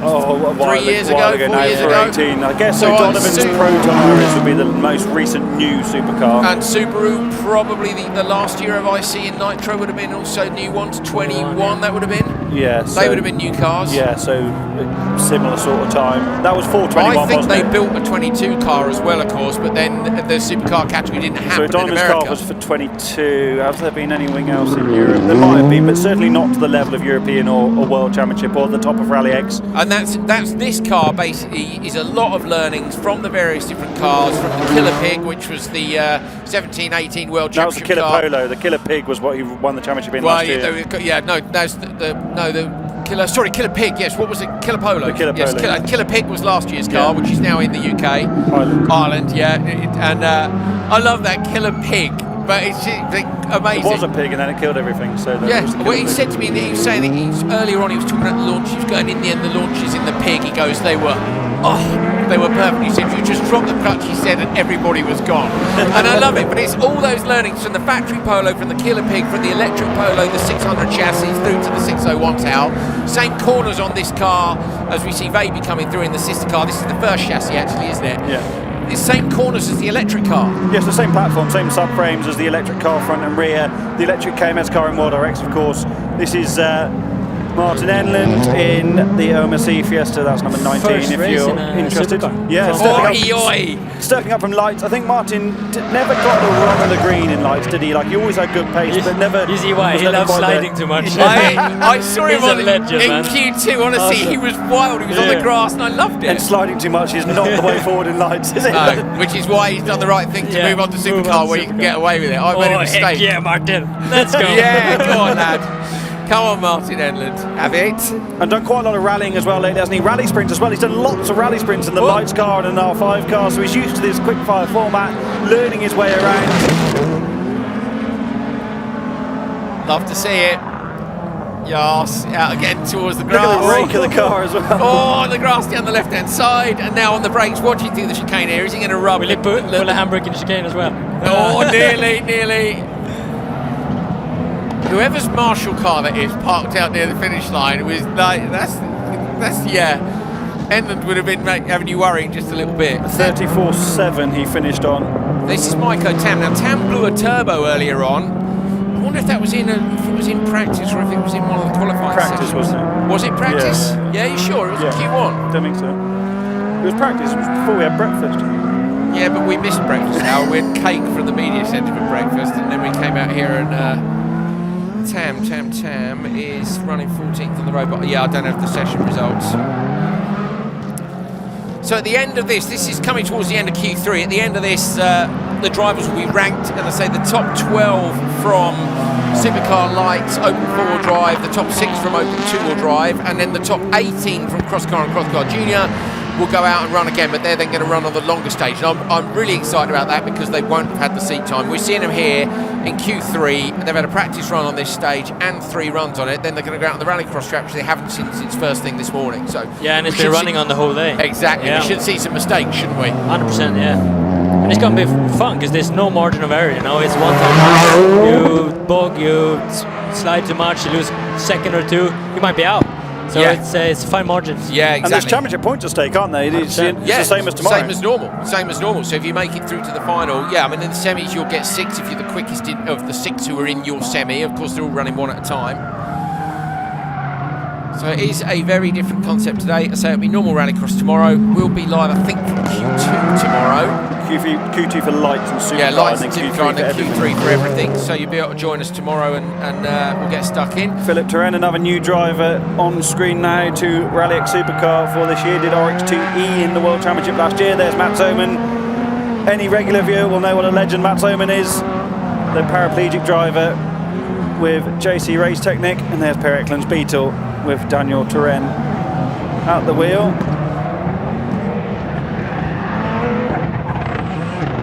For Nice. everyone who hasn't been to RallyX should really come to one just to hear that Beatles. Yes, yeah. Even idling in the pre-grid, I stood with OC earlier and he was just grinning at the Beetle. And then they switched to a non-sounding car. Perfect. Yeah, the RX2E, yeah. Luckily, all we can hear here is cars in the pre-grid area doing anti-lag practice starts anyway, so we're fine. This is an ex-Albertech, ex-Jack Thorne car, which was in British Rallycross. Oh, in tight on the right-hand side. Same livery, Hal.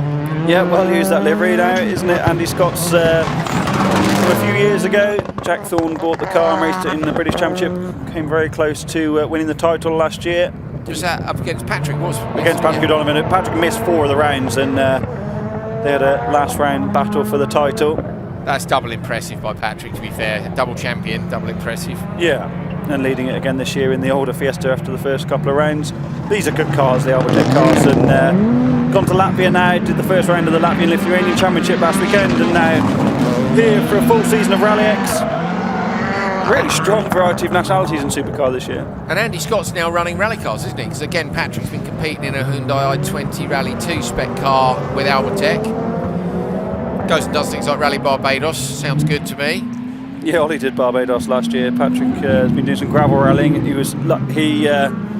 sent some hilarious voice notes in between various stages in the space ice stages. Just a different experience, isn't it? I had a wonderful chat with him afterwards. We sent each other a few messages. He was so, I don't know, he loved it. He loved the experience. I've always said the shared experience of doing a rally with a co-driver in the car. Yeah, the it's trust massive. between you is unbelievable. They have to trust you not to shunt. You have to trust them to give you the right notes. And together you get the result. And when you finish a stage, But it's like having a good spotter, isn't it? Oh, it's great. But you need both to rely on each other Yeah. to do the best job you can. Frank Valle in one grandstands. If you're unfamiliar, they build all the grandstands, well, everywhere, don't they? But Hollius especially. Yep. That is their business. Fiesta 25, if you're interested.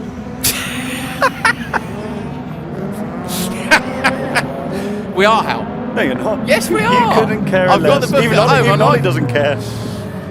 What number is the I know that. the That Greek? was a good car. What number is the Greek hill climb one out here? 24. 24. Right, we're putting our lights on in the studio. There's You'll have to wait there's a 8 hilarious seconds, 10-second delay before they come on, and then we can come back and then you can have a look at our wonderful faces. Oh, we have a bit of a grin. Valor rolling down towards the finish line.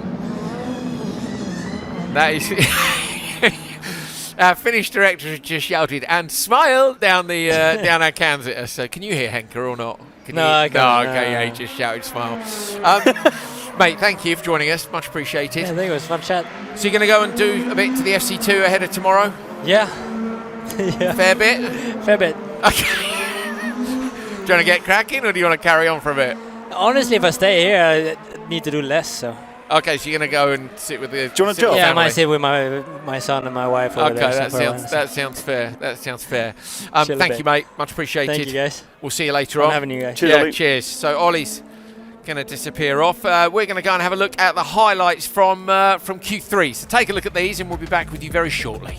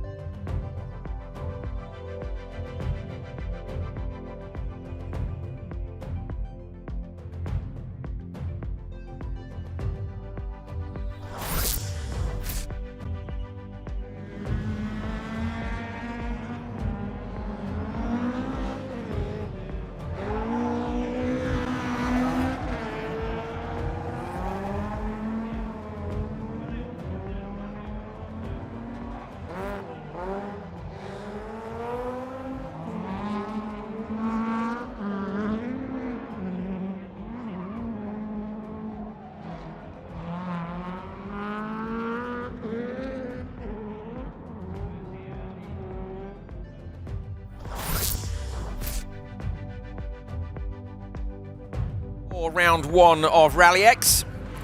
This is Crosscar. We'll have a look at Crosscar Junior in a moment, but Crosscar Ronalds Bowdens with the TQ. Remember, each of these qualifying sessions is basically a run around the sprint stage. The first of the stages, the shorter of the stages. So Bowdens was quickest on stage 1 and 3, if you like. He was P2 on stage 2. And that gives him top qualifier. A top 18 go through to Eat Merstad. Yulalami, we mentioned him. Yunatan Yulalami, up from juniors, is 3rd in qualifying. That is absolutely outstanding.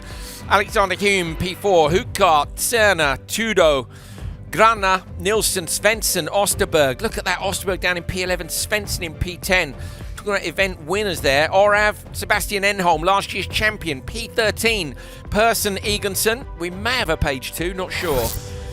Do we have a page 2? We do. Martin Newgard, Lucas Jensen and Noel Eliasson make the cut. Trying to see who's missed out. Well, obviously we can see there's Steinholt, Tree, etc. Terraping, Gotherson.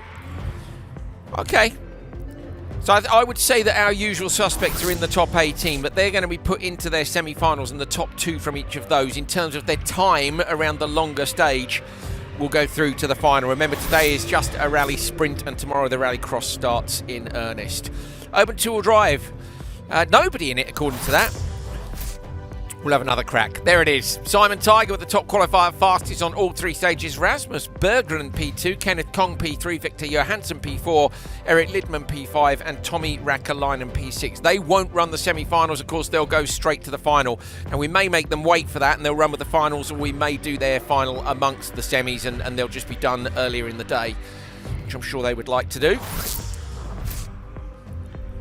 There's a camel on a crane. If you saw my Instagram last night, I said, oh, and a helicopter flies past in the background. How very normal. Hal's just dropped a mouse, a real mouse. Well, no, actually a mouse that's in it. Look at that. So there's a camel on a crane with a flashlight on it. I have no idea why it's got those bouncy shoes on. Strange things happened in Sweden. Casper Jansson, 3 wins in a row in the 3 qualifying sessions from Olofsson, of course. They did battle all last year, didn't they? Jansson won 8 events in a row at the end of the Nitro Cross season.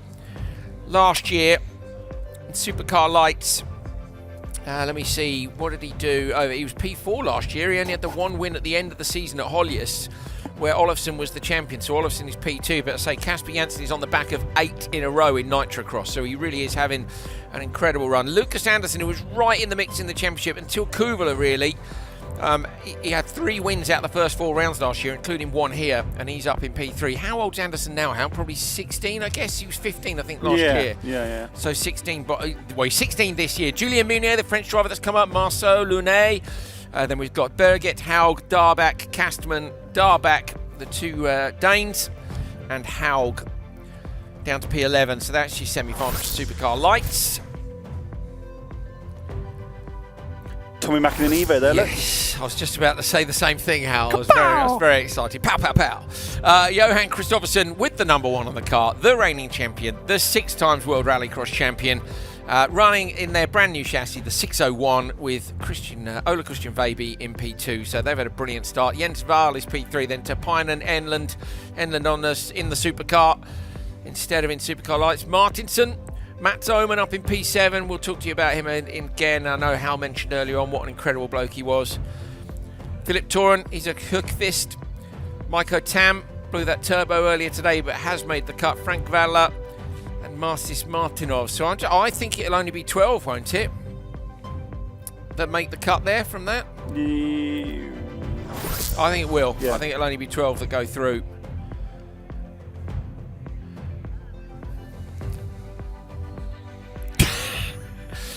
There we are. Got another tea.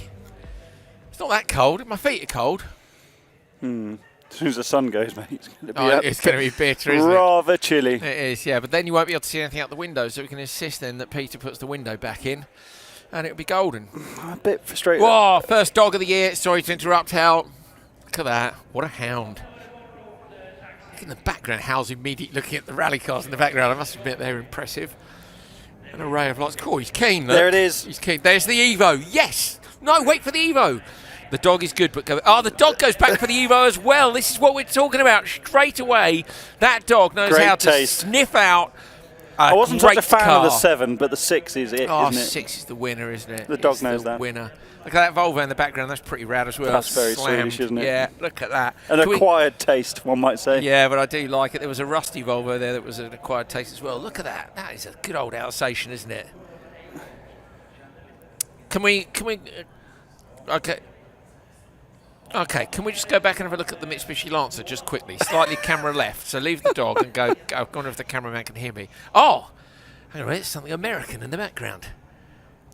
There's a van. That's you, isn't it? Let's In go a back nutshell. left to the red Mitsubishi America. Lancer. Keep going, a little bit more. Do you ever Look, go to America? There's I the two haven't heard. There's the Volvo. Look, there's the Volvo in the background. Left of the post now. Oh, look at that. Now This is that's classic code. Anyone at home, he once he's on a rant. Is that hand 0 painted, did you points say? speaking to him. yeah. Is that hand painted? Yeah, you didn't hear what I said, did That you? blue. I did hear you say, "Have I been to America?" I have actually. How once or No, twice? since then.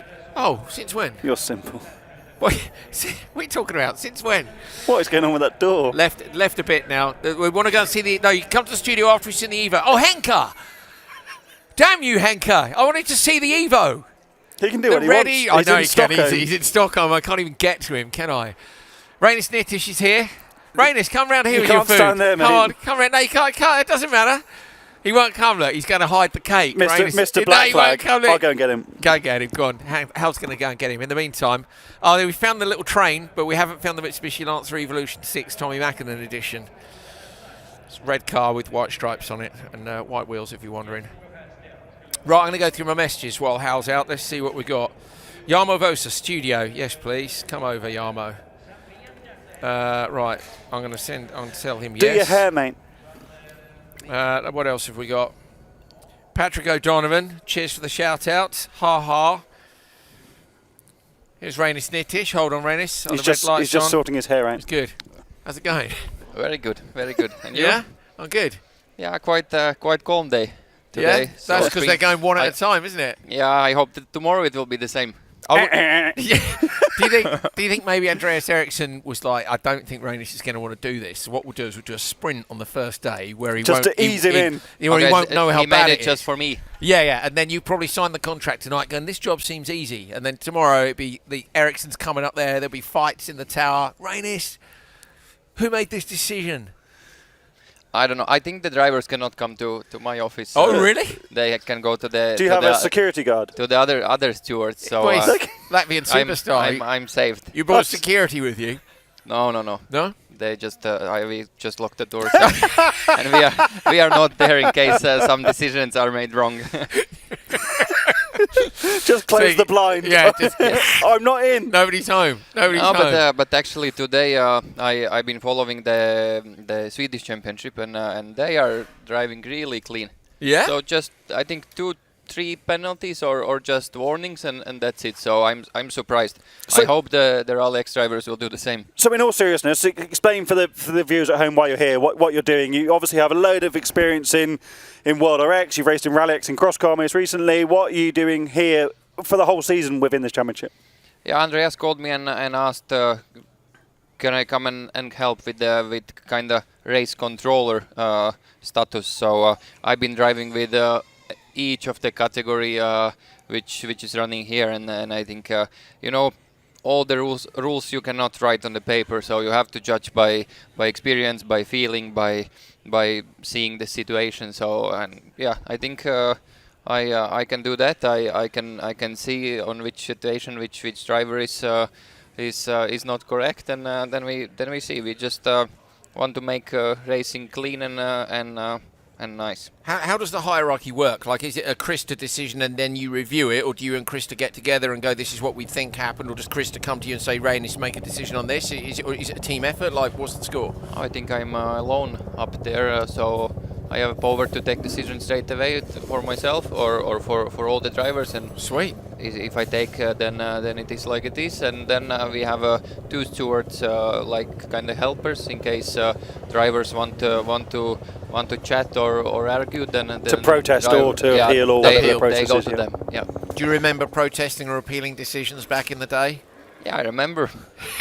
But why it's important that you're here is, yes, you have a lot of experience of being around, but you've sat in the seat. You're the one that's made the lunge. You're the one that's been hit by the other car. You know how the car reacts, because it's very easy for someone at home who doesn't know how the physics of a car work to say, oh, they were pushed off or they didn't do anything wrong. Yeah. Whereas you can say, actually, he's braked early enough or they braked early enough, but this has happened. You know how it feels, and that's why you're in this role, because you have that experience.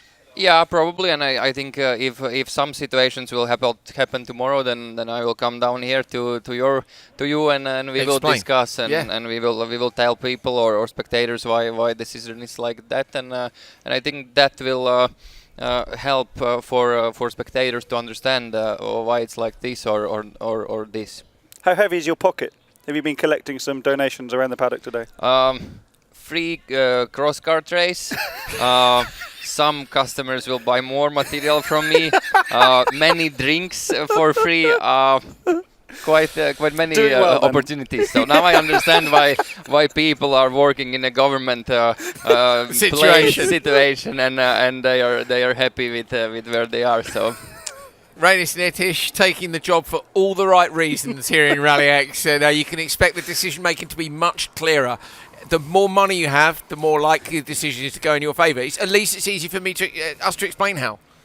Yeah, I mean, on that basis, I'd be out Rainis immediately. Come downstairs. Disqualified. But you come downstairs. Why did you disqualify Kristofferson? Well, 3 bottles of vodka, 1 crosscar race, a Ford Puma for my wife, and the deal was done.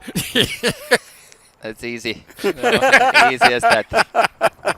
All jokes aside, great to have Rainis along. Are you going to do any racing this year? What are you up to? No racing. I'm like full-time working back home. So is that the family business? Yeah, that's family business. I have still cross-kart back in Latvia, but I'm not racing anymore. So at least I haven't planned. Last year I did 3 endurance races with the GT2 Mercedes with the ES Motorsport, but that was more for fun and because I've never done it before. Yeah. So. But that's done and enough.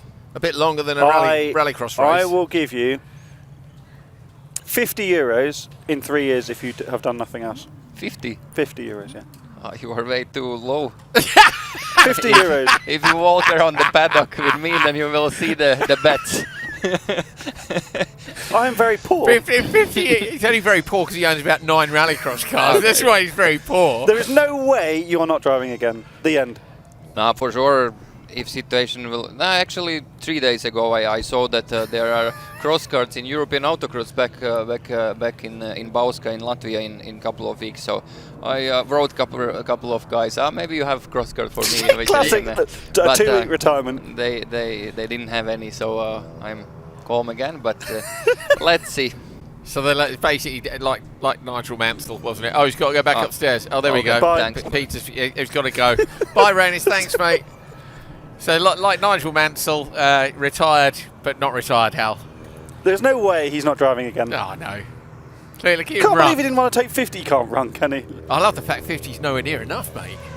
We need to up the game. I've never offered anyone 50 euros in a bet, and he didn't even take me on. I know. Savage. I'm a bit offended by that, actually. Are you? Yeah. 3 years as well. It's pretty safe. Safe on your part. There's more puddings out over there.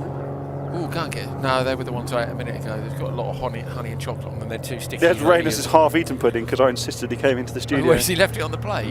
Gutted. Right. We've got in front of us then. How is this working? I don't really know. I was just wondering that because we've never done this before. So these are run in semi-final order and they're gridded on the sheets here, as you can see on the screen there. That's the first semi-final. That's perfect. Okay. So yeah. It'll be it's going to result. Top 2 of these 6 will go through. So they're running as a group of 6. So in front of you is the top semi-final correct. number 1. So actually the time doesn't matter. It does matter. No, the time doesn't matter overall. No, all you've got to do is set a better time than the other people in your exactly. session. So if all 6 cars had a puncture, so if the fastest or 2, snows, it doesn't make any difference. Just like normally. Yeah. So basically, you're only competing against the car. Yes. I'm glad we're establishing what's going on. Another dog. What type of dog is this? He's etc. Motorsport dog. It is, yeah. It's looking around. It's interested in the helicopter situation. I love dogs at motorsport venues. You can take a dog to Lyddon Hill. I'd never guessed. Well, I might bring Yogi to Lyddon Legends. When's Lyddon Legends? The 19th to the 21st of July, Andrew. And it's going to be amazing. It's going to be hot for the dog. It's going to be great. It will be good. I may or may not bring the dog, but I think I'm going to go. Basically, there might be some FC2s there. There might be a famous Finnish rally driver there with a Mark 6 Fiesta. That sounds like Marcus Gronov. TBC. TBC? It's going to be a Lancia Delta S4. Ooh. It's going to be some rallycross legends driving what cars that are about not announced Hal yet. Ridge Ford Fiesta? That's in the balance, but working on it pretty hard. He is working. Oh, hang on a minute. Is that another? Oh, I thought it was a dog. It's just a bag. That's terribly disappointing. Look at that. I thought it was a dog, Hal. Has he got a dog-shaped bag? No, what, is that it's, a camera? it's just a chair. Oh. What's the delay? I don't know. That man carrying a dog-shaped bag and Henker being horribly distracted by it. That hasn't It's a delayed good job the we're event, good at filling, isn't it? Do you think we're good at filling? Send us a message either way. And we don't care No, what you positive say. feedback only. We don't care. Negative feedback gets deleted. Patrick O'Donovan says cheers for the shout-out. Should we say something terrible about him so it doesn't feel as good about himself? Who's that? Who? Patrick. Never heard of him. There we go. Sorry, Patrick. Sounds average at best. My wife, how's it going? Well, I'll have to reply to you later. Peter is typing. Oh, hang on a minute. Peter's typing. Come on in, Peter. This is... What's this? What's he on about there? That's ages ago. 1559 that was sent. It's now 1709. What's Nova mean? Vauxhall Nova? It's tyres, Andrew. Oh, yeah, of course. Can you open the YouTube chat on your phone? No. No. Oh, what? You mean to go through the comments on there? Where's the screen? We used to have a screen for this, Peter. I'll have a go. The screen's in the box. YouTube.com. Right, Hal's going to open the stream. I'm going to open Instagram and see if any of you got in touch on there. Right. I'm a bit scared of the YouTube comments normally there. Okay, here's the shout out. Ben Ostro, what's up from Wisconsin, USA? Yes, Ben. USA. He's watching from America. There are 3 Americans competing here this weekend. They're all talking French in the YouTube comments. That doesn't help me. Well, that's no good. That should be banned immediately. France is lovely, but can I want to come... So Darren Hockley, who's currently working on the fabrication of my Fiesta, said, I've just put the RallyX on and heard about Andrew talking about the Fiesta. He's literally working on the Fiesta right now. Oh, he sent a picture. Darren, did you say? Yeah. Let's have a look at the picture. Daz, just quickly, Hal was showing me the list earlier of the things you've done, and I did ask him how much money he owed you. How much? Is that your car in the background? Yeah, look, fuel tanks in the boot. Oh, That's good. Mint. He looks... the weather looks good, though. He looks a bit worried, though, doesn't he? What's he done? Is there a problem with Hal's car? I don't know. I think the problem's going to be the bill, Hal, isn't it? From what you were saying. Currently watching from a train going from Hamburg to Würzburg. That's Johanna Schiller. Can I come to over to Sweden? Free Rallycross. You can watch Free Rallycross online. Chris Hall, good to be back. Just a note. We know about that. We had a sound issue on the intro. Sorry about that, Chris. Here we go then. Nico Kinnunen kicks off our semi-finals for Crosscar Junior. Top qualifier. He is in the Idrefalk Junior Crosscar. Second, 5th and 1st across the 3 qualifying sessions, so consistently quick, and then fastest of all in Q3. And this is the first time, as we were explaining with Ollie Eriksson, that we're seeing the full course. So instead of turning right here where the cones are, they're heading all the way down to the new part of the rallycross track. And look how dusty it was, Hal, there. So this is into last year's track round the velodrome section. Then they drop down through where the Joker split is. So this is on the rallycross track now. Now we're going to see some mistakes creeping in, and they're using the Joker, are they, as the lap? I think they are, yes. So they're using the Joker as the part of the stage. So they go off to the right-hand side. So this is where the Joker merge will be tomorrow. Then they come down. There's this crest, and now they're braking hard. Now this was straight on last year. Now they take a hard left, and he runs wide, almost out into the tyre barriers. If you look at the dust that's being kicked up, you can see how clean the rest of the rally sprint stage is, because that was all tarmac, all pavement. Through that long left-hander. That left-hander's fast, isn't it? On the huge braking zone down. This looks like Sebastian Isak-Cetra, who is 3rd car out on track, I think. We've just lost him behind the greenery.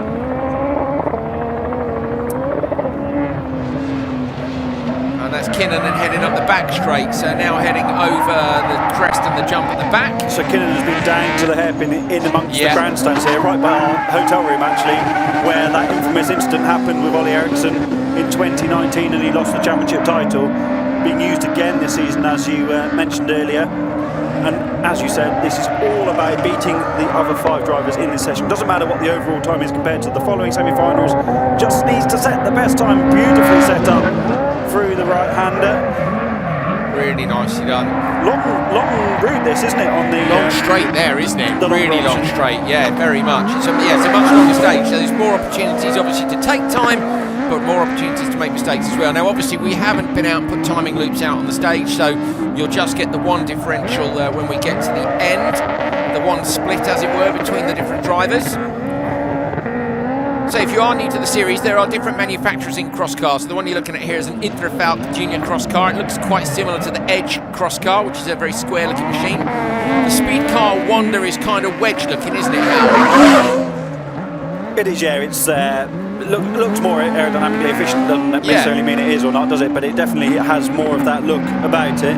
And we have got the Pace Motorsport Live Live, I think they call it, don't they? I always want to call it Live Live, but anyway, Thierry Neuville's company. TN11, Thierry Neuville 11, that is what the chassis is named after. The first one was a TN5, it was very good. 3-4 years on, they've developed it to the point of it being the TN11. What But I think remember, sorry to interrupt, but Hollius, when they remember came with the Hollius- fives, yeah, that's mad, isn't it? Handsome, wasn't it? Timmy and Thierry? Yeah. Timmy and Thierry in Julius. So that was the Magic Weekend 2020, wasn't it? The first RallyX event we did together all those years ago. And they had a really torrid time, didn't they? It was fun, and they enjoyed the weekend for the most part. But yeah, it got a bit tedious in the end when they were very first developing the TM5. Timmy was enjoying driving and then got a bit fed up with finishing the 21st, and that shows just how far the Life Live concept has come, that they're right at the front of the order now. But I think also it shows how strong Crosscar is. You know, my favourite, if you remember, was Graham Rodemark and Kenneth Hansen, wasn't it, entering Crosscar, do you remember? Yeah. And they got their rears handed to them on a plate, didn't they? And they were like, I hate it. It's like Graham Rodemark, who's a very handy driver, couldn't get his head around it at all, and hated it. But He would. But the concept then still had the old cross cars in it, didn't Yes, it? The lighter weight. Yeah, they weren't in were TN5s anyway, were they? Graham was. TN5s, yeah. Were they? Yeah. Oh, okay, fair go. Was Graham? Yeah, I think Graham was. I think they're both in I'm not sure TN5s. they were, because they were in the celebrity category, weren't they? I think there was like a celebrity But that was at crosscar World racer. RX. Was it? Yeah. I thought it was On at the the, Friday at the at Magic World- Weekend no, it's 2020. Friday at World RX. Was it? Yeah. There we go. Either way, it's hard. Not either way. It's not. That's fact. See, this is where Hal and me differ. What, that you're wrong and I'm right? Yeah, yeah, that's fair. That's fair. But yeah, but my point is, it's a tough category. It's super close between them. Kinnan's gone fastest so far, Andrew, and apparently Tierp Arena is second, so that's an increase from fourth up to second. by 0.7 of a second. And this is interesting now, isn't it? Because they're going through unless one of the drivers still on track Goes compared to quicker, their time. yeah. So I do like the knockout format. It's like a pole shootout in a circuit race to a degree, isn't it? Or super pole as it was in World RX for the last couple of years.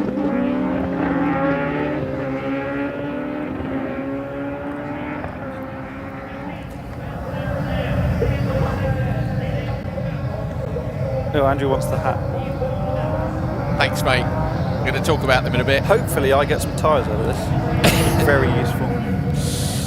Fantastic. Yeah, we will talk to you in a while about tyre suppliers, and that's another change that's happened over the winter. Hal's fully committed to this. I'm all in. Crossfly 15s, please. When we come back to the studio later on, you can see Hal's new sponsorship deal. I did have some sunglasses from Jimmy Osterberg earlier. I appear to have lost those. So sorry, Jimmy. Actually, I know where they are. They're in my pocket, in my coat. Maybe I'll get those out. We can be fully sponsored, can't we, in here? Right, let's take a look. So this was the 33 car of Nico Kinnunen, who we felt had actually made a mistake and ran a bit wide on the new section of the Rallycross circuit, but it is Kinnunen and Terpainen who go through. As Hal said, Terpainen qualifying P4 in that one, has done a good job to make the cut. Oh, to get a pen out. I haven't used a pen for ages. I've forgotten about this. We need pens, When don't did we? you last go to work, Andrew? It was a little while ago. It was a little while ago, Hal. Oliver Solly off the line. We saw him make that mistake in Q3, wasn't it, when we were on air earlier on and just touched the tyre wall. Still did enough to make it, obviously, in good shape. Look at the Second overall, commitment yeah. through there. Wow. Solly, Hal, was on the verges of becoming very, very good last year. We've watched, haven't we, with interest, the the growth of his skills over the last couple of seasons. P4 in the standings last year, P6 in the standings the year before. He took his first podium last year. He got a P2 in Kuvula. But looking at the way he's driving here, I'd say too much onto the loose. Just runs such a fine margin, isn't it? You run the wheels out that little bit too much, get too much oversteer. This is on the rallycross part of the circuit that they haven't been on since the first free practice this morning, and there's been a whole event of Swedish National Rallycross Championship run in between, so yeah, they don't really know where the grip is. Well, look at this, there's loose dragged here. This braking zone is actually really interesting, isn't it? Because there's loose dragged onto the tarmac. That's now where Kinnunen ran wide, isn't it? Yeah, exactly, almost out. And yet Kinnunen still went quickest, so of course, we're seeing a mistake. Unless you see all 6 drivers through there, they're probably making a similar mistake on their first run out. I have to say I'm enjoying this format. Yeah, me too, more than I thought I would. It's something different, and rally sprints are great, aren't they? Do you remember rally sprints of old on BBC Grandstand? Yeah, used to I do, be, yeah. You know, Steve Hill was a master of winning the rally sprints at Silverstone and that sort of thing. Mate, I can remember Burns versus McRae and all the rest of it at Silverstone on the rally sprint. I was there one year watching. It was absolutely brilliant. What was the circuit? Was it the Roger Clark circuit? That was called. I think it was. I don't know. It's where the Porsche driving centre was built. 1997 was the first time it was used, wasn't it? Was it? Love that, Hal. That's a great fact. Well done. I'm impressed. Who was driving Ford then? 97. I'm going to say Kankinen. Yeah. And Thierry. Sainz. Was it? Yeah, orange Repsol. Oh, the Repsol livery, see. Mid-90s WRC. 97 was the first year of WRC, wasn't it, officially? 96 was the last year of Group A. But mid-90s. Yeah, I know, mate. I'm only Championship. joking. I love that Hal's eyes went up there. He had to calculate whether or not he was incorrect, or whether I was just No, being I wasn't vague. correct. It was just a different version of the truth. Yeah, exactly. WRC, I get it, mate. Who are you? You should be working for some sort of a political figure with that, a different version of the truth. Yeah, Rainis, yeah. Rainis Nittish, the boss of RallyX Nordic. Now I know why people go into politics. Yeah, brilliant. But yeah, mate, 97, the best looking Impreza ever, you know. Just, the two-door. Oh, just stunning. The first Impreza WRC. I love those cars.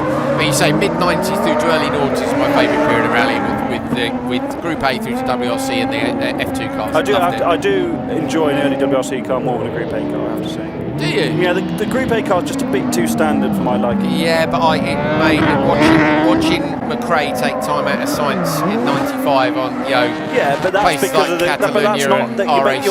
You're being tainted by the competition and not by not looking at it in isolation. I also, but one of the things I enjoyed about Group A was the fact that you had to manhandle the car. You know, as you went further and further into the WRC era. Although to be fair, the earlier WRC cars were similar, weren't they? In that you had to do the Scandinavian flick on the brakes and so on. That's what I miss about rallying now, is the fact it's much more of a circuit discipline, you know, straight line brake, etc. Oi, yes.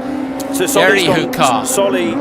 Yeri Hukar. So this must be Hukar's son, surely. So Soli's gone quickest with a 3:04. That it doesn't matter, but it was quicker than Kinnunen went in the previous session.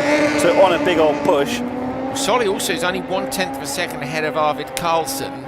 Carlson was second qualifier in this session, so Pontus Oskarsson, who made massive steps forward last year, didn't he, in the junior cross car category, next to cross the line, doesn't quite set a better time,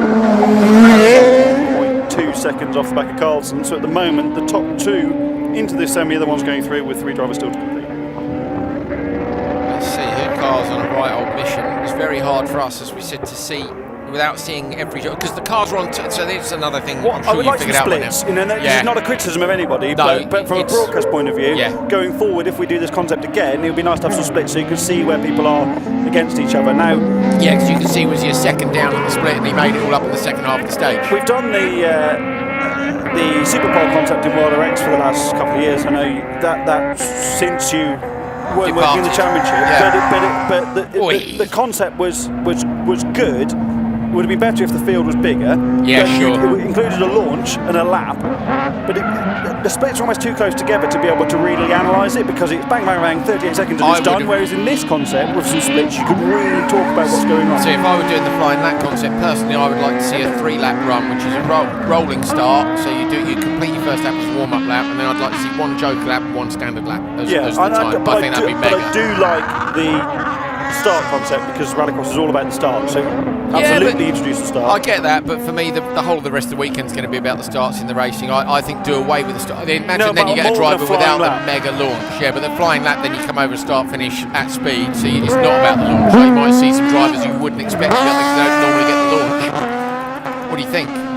Then have better launches. Huh? Then have better launches. Well, they need better launches. Yeah, but like it's a flying double lap, one standard lap, one joker lap.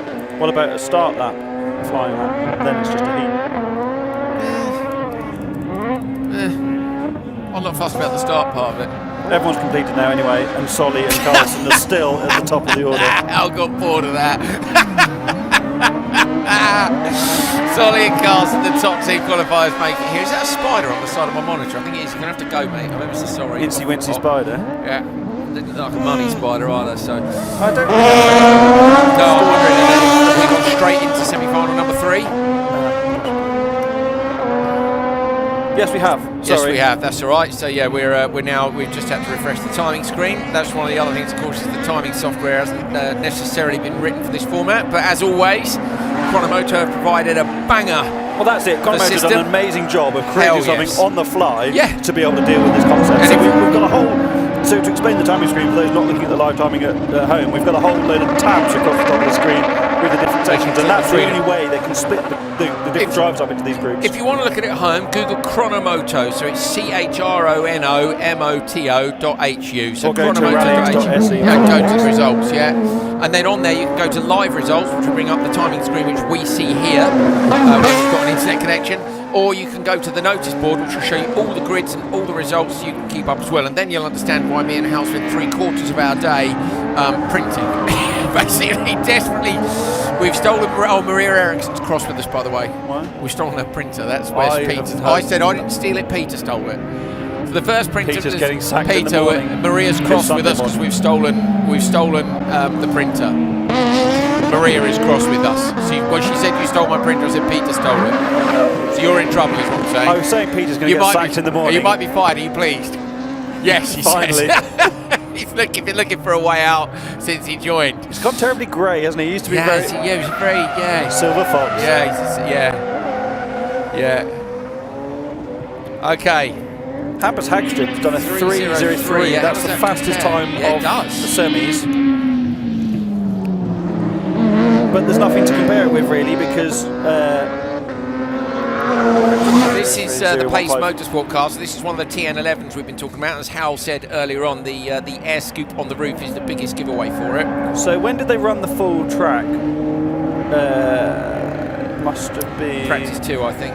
Practice 2. So Hagstrom was quickest actually in practice 2 on the full track with a 3:04.8. It's gone quicker there. It's quickest by some margin, by 1.4 seconds over Solid. Hagstrom's obviously just hooked up massively on the longer route. And is that's the older speed car as well, the Speed Car Extreme, before the Speed Car Wonder. Motorsport. This is the Casmat, Loritz Hume. If it looks familiar, that's because Alex Hume ran a very similar blue livery and is a sender in the main cross car category. Here comes the TN11. Love the luminous yellow liveries.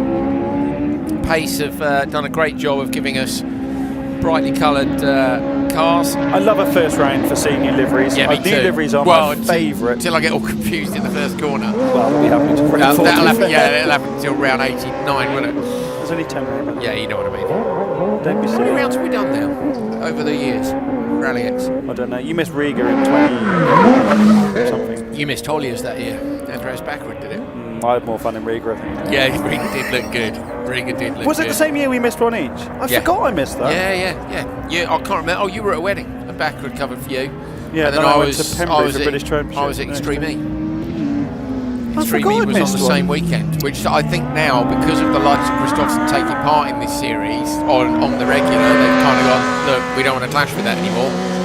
Which I get. I think it's good when championships work together not to clash, because we know we're all looking at the same pool of drivers. Clashes are inconvenient for. They are for but everybody. they're not bad for my work-life balance either. Well, there is that. Yeah, we I was going to say, what work-life balance? You mean work where you work every single weekend of the year and then you go home and build rallycross cars?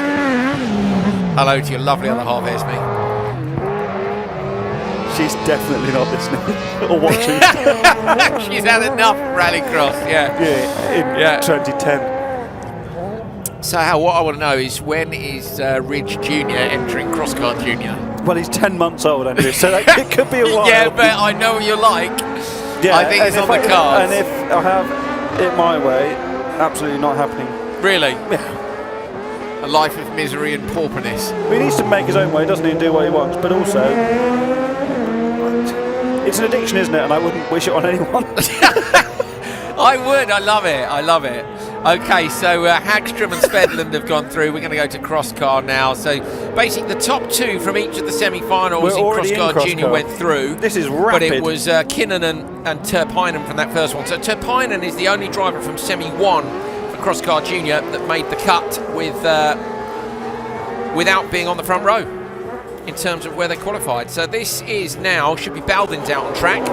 Baldwin's the top qualifier, winning 2 of the sessions. I've lost the piece of paper that tells me where it was, so I don't know what I've done with that. He was top qualified, Baldwin's. Yeah, I think he won 2. I think he won Q1 and Q3. He did, very good. And where was he in Q2, Andrew? P5. Second. Okay. It's a total guess. Would you like to share mine? Yes, thank you. Actually, no, I'm fine. Maybe. Suit yourself. Maybe. Who was second overall? In qualifying? Yeah. I actually don't know because the results When of you're the stupid, aren't you? Because if you look at the grid, you can see it's Thomas I can. Yeah, it was Merstad. Thomas Merstad, of course. It was P3, Unity Yillalami. Yeah, got it, beat you. Yeah, but Yillalami is actually, so Baldwin's, great to see Baldwin's bang on it. Baldwin's had a bit of an up and down season last year, but to see Yillalami go straight from junior crosscar and be up as high as he is with the quality that is in this field is fantastic.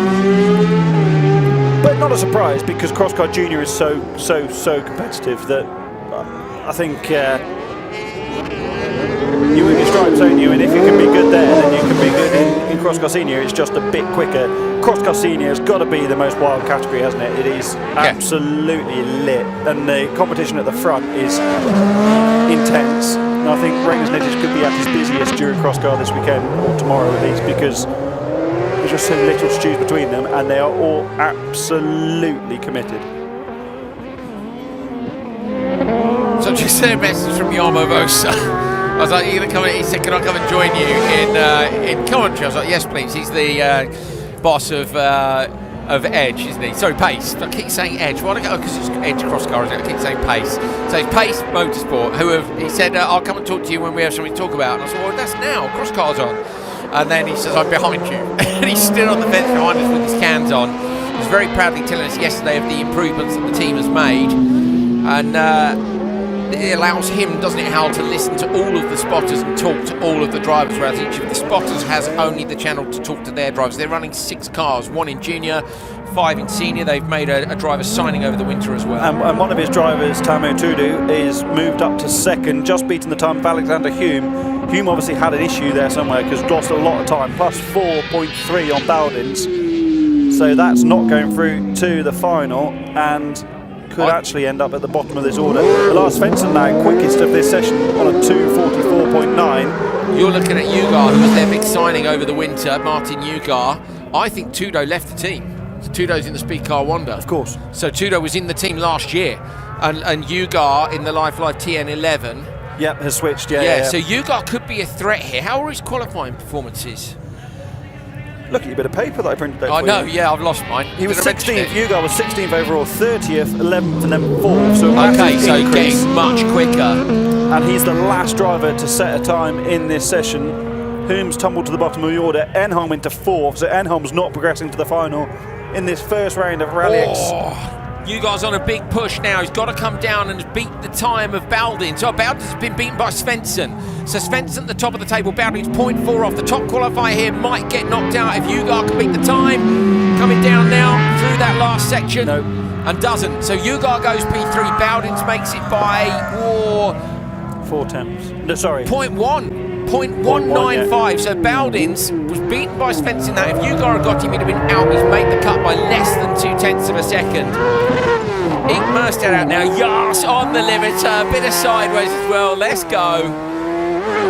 This is rapid. I can't keep up on the timing screen. Well, this is the problem, unfortunately, with the cars. So for me, again, at this point, when we reach semi-finals, I'd kind of I'd like to see the cars do the whole run, so you can spot the little mistakes. And we're cutting between them, obviously, because they're running at 30-second intervals, which is what we do on single-stage rallies in the UK. Oh, and was that a spin, or was that? I think it's a spin. Was it on the brakes? Yeah, it was. Merstad's he's gone round twice. Merstad's gone round twice. He's dropped it on the brakes in that gravelly section before he heads off, unless he's got an issue with the car. So it gets away. So Merstad was pole in this one. So that is not ideal at all. Jarmo Vosa has come to join us from Pace Motorsport. Jarmo, your mic's live, so we're good to go. How's it going? I mean, obviously, you didn't get the result you wanted in that last one. That was a close one, but not our day. But we are still we are hoping to show our base tomorrow when the real rallycross starts. You've still got Osterberg in this one. Yep. So Osterberg and we have Romet still coming as well. So. Okay, cool. So you got a driver in each of the semi-finals. Yeah, exactly. Okay, cool. How did your junior get on? Fine. Didn't reach the finals this time, but when we take into consideration that it's his second time ever in the car. How old is he? 13. There we go. Yeah. When we take into consideration he's a child. It's pretty amazing, isn't it, really? Yeah, he has had one training day, but I believe he can show nice pace this season. So this is that Merstad again in the distance, coming through this way. We'll say cutting between them, it's harder for us to tell. This is Merstad. Yeah, so 2 spins for Merstad. Expect this time to be off the pace. When doesn't seem to be anything wrong either, so obviously just overcooked. Well, not obviously, but it seems like he just overcooked it rather than having a broken drive. That's that gravelly braking zone, isn't it? Which I'm now excited about for tomorrow, because it feels like somewhere where people will make mistakes and potentially run wide just as you're going into the chicane. So here is chicane towards the end of the run. You can see the black lines on the tarmac. That is a tricky one. Here we go, up to the finish. 2:57.9. So for context, the fastest time in semi-final one was 2:44.9. Yeah, so 13. Yeah, time's miles away. Right, so that's. I can sense Jarmo here is nervously watching Osterberg. Yeah, watching previous semi-final times, it was a quick final, so touche that we missed it by less than half a second or so. Oh, you hadn't seen the times from the first semi. Let's have a quick look. Less than then. a second, I know. Yeah. There it is, yeah. So it was 0.195, 2 tenths. 2 tenths, mate, yeah. Spalding was the TQ guy who did hold on. This is the new braking zone down into the hairpin at the end of the drag racing strip. What year? Can you remember what year it was that it was last used? So I wasn't here for it, were you? Well, when was the 19? Oh, you would have been in with RX Academy, yeah. So RX 19 Academy. was the last time. We didn't come here in 20, did we? And the first time you came here was last year. So yeah, 2019 was the last time we were here. Yeah. So Howell was here with RX Academy then, which was the One Make Clio Championship, which was run by Set Promotion. Saw several very talented drivers come through that. Was I here that day? Oh, I don't know if you were or not. I know we did the TV show afterwards. I think there was a clash. Classic. I'm enjoying the sideways action. I cannot wait to see cross cars all having it tomorrow all together. Yeah, but tomorrow the guys are really having difficulties to set up the car. We just came 2 days ago from a proper rallycross track, and the setup is so different. And tomorrow again, guys have to totally reset up the cars. So have you changed the cars a lot for the rally sprint? Yeah, of course, yeah. Well, but obviously not in the morning, so this is something we did throughout the day. But then also, have you changed them back now you're using the gravel parts of the circuit? Because the whole of the first stage was pavement, was tarmac, and now we're onto a mixture of surfaces again. Are you finding you having to dial it back in, or I suppose you'll find out when they come in after the semis and tell you I need more grip on the gravel? We have too much grip, that's an issue, so... But this is the longer track now. Osterberg's on quickest, sorry to butt in there. No, that's great news. One, so we have one car in one final. driver to go. Amazing. You stoked? Yeah.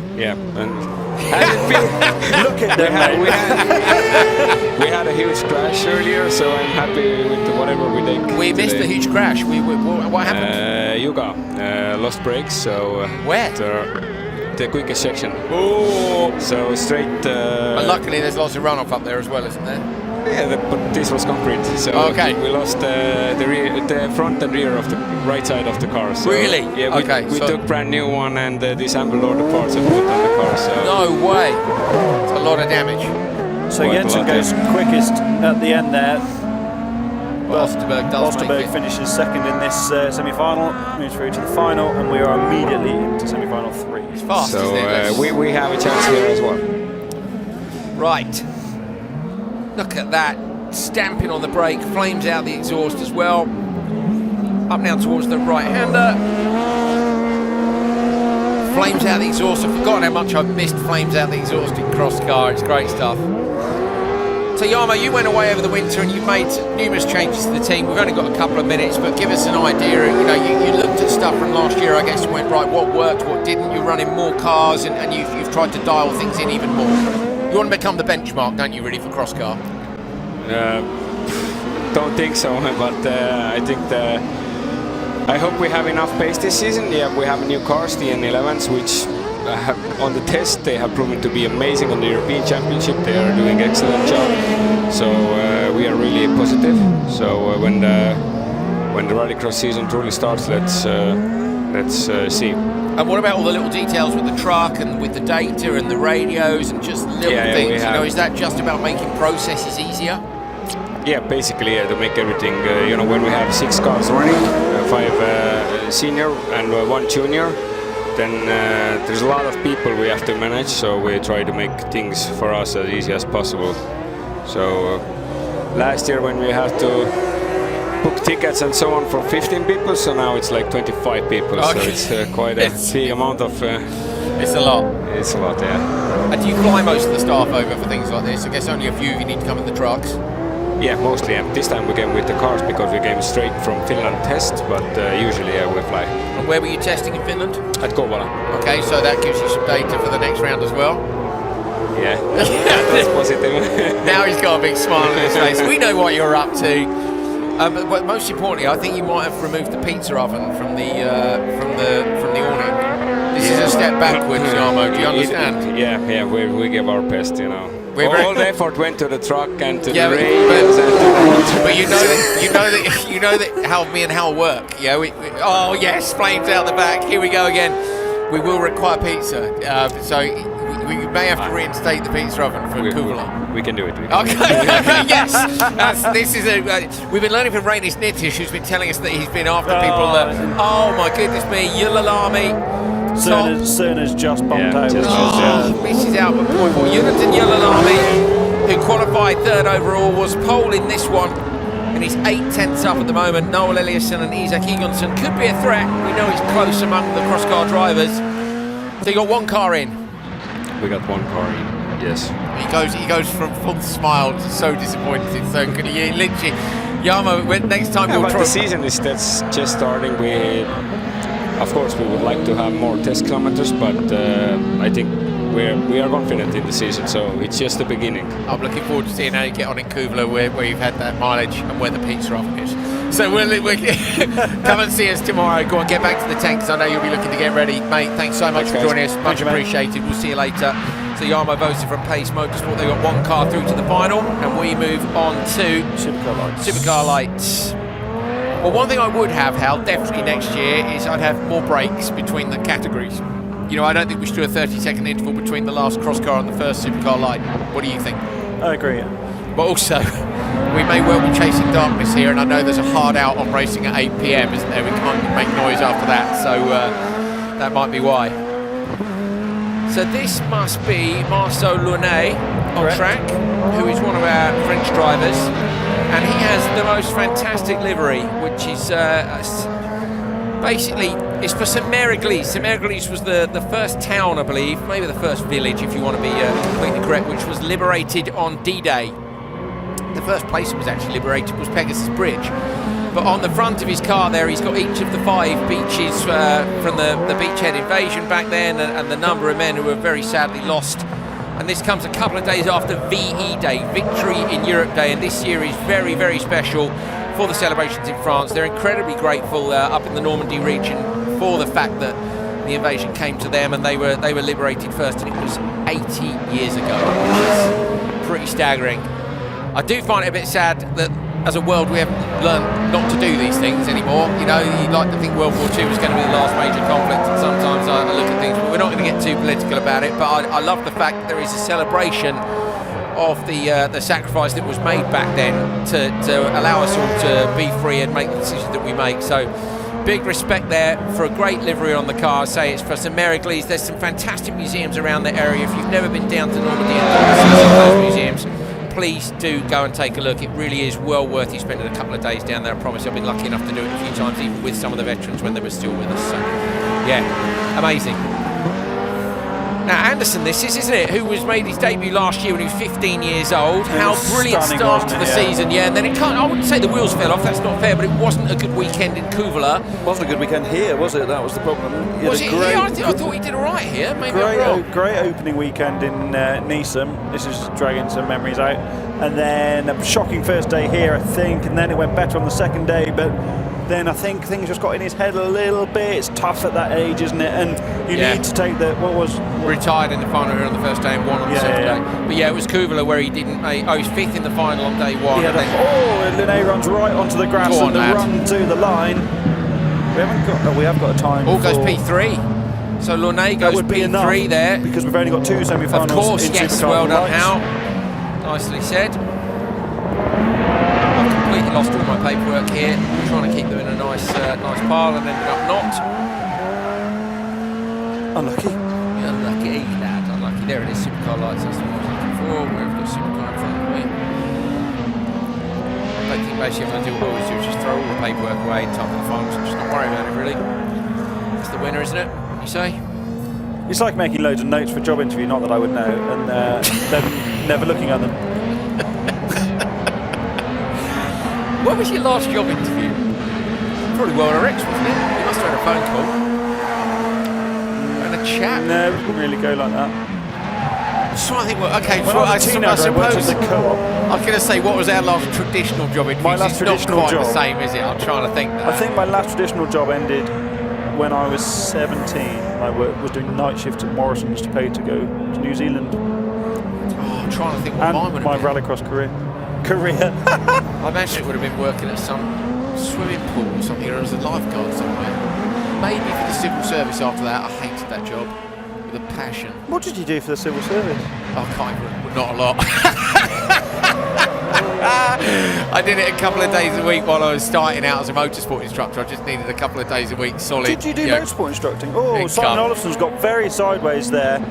And you can't do that in these cars, can you? What's going on here? He's in semi-final 2, isn't he? Yeah, he is. Yeah, so we'll see. We haven't completed semi-final 1 yet. Now we have. So for semi-final 1, it's Janssen, Anderson and Linné that go through. Semi-final 2, Simon Olafson just lost quite a bit of time out of that hairpin, got very sideways, having qualified second overall, with a second, a third and a third in the 3 Qs. Yeah. I'd say this is the easier of the semis, to be fair. Julien Meunier second on the grid, as it were. Birgit and the 2 Darbacks. So I would say Simon should get through, but yeah, not ideal. I hear a pre-launch of a supercar. Sounds like an Audi to me. There is Olafson on screen with his familiar livery. Darback. That is Kevin, I believe. Yes, it is, and it looks to me like he has a... That's so hard from that shot. Did it look like he had a problem, or was he just finding some momentum out of that slow corner? I think he does have a problem looking at the car. Yeah. Not going quickly. Want to go slow. Yeah, looking at the commentary box window also got an issue, so... Right, so Kevin's not going to make it then. Supercar Lights debut, car debut. Hasn't raced a car before, so... Not ideal for him. Chassis number, how, remind us? That's chassis number 2.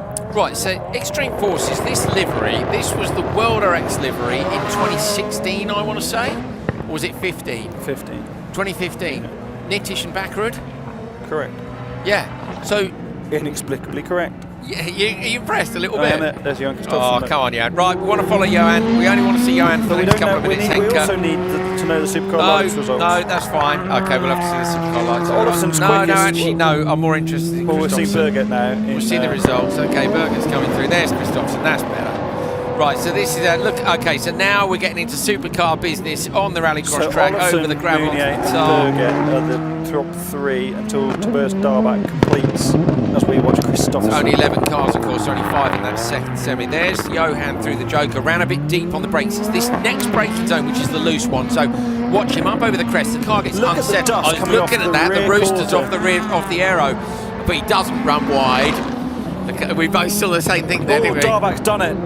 Third, so he's displaced Birgit, so Darback makes the fine on his Supercar Lights debut. Unless Kevin Darback behind him can knock it out. Kevin Darback's already stopped. Oh, he's the one who had the problem. Okay, perfect. So Darback, Ollison, Munier make it, but we are looking now at still Johan Kristoffersson in the shade of the grandstands as the sun starts to drop in the sky just a little bit here in Tierp.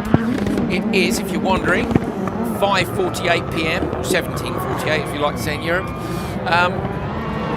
Kristoffersson pretty much on centimetre the roof, perfect. The new air vents, it's a new car, but the new concept, the air vents, just like the latest specification Audi S1 from EKS, channeling the air in. They've got a very different concept in the boot. Look at the rear of the car, you can't see a vent in the boot, but the cooling is in the rear, or the water cooling is at least in the rear. It comes out through the screen, doesn't it, where the Comes out screen where the would have been. traditionally be. So they've got little brake lights either side of the duct. You'll just see them flick on there. In between because there's a big there. duct in the middle. It's an incredibly sophisticated bit of carbon fibre for the ducting in the rear, but the car's running so cool that they're having to cover up one of the vents on the roof. So Johan said that to us yesterday, didn't he? That basically, if this you'll see it now if we stay on this high shot. Yeah.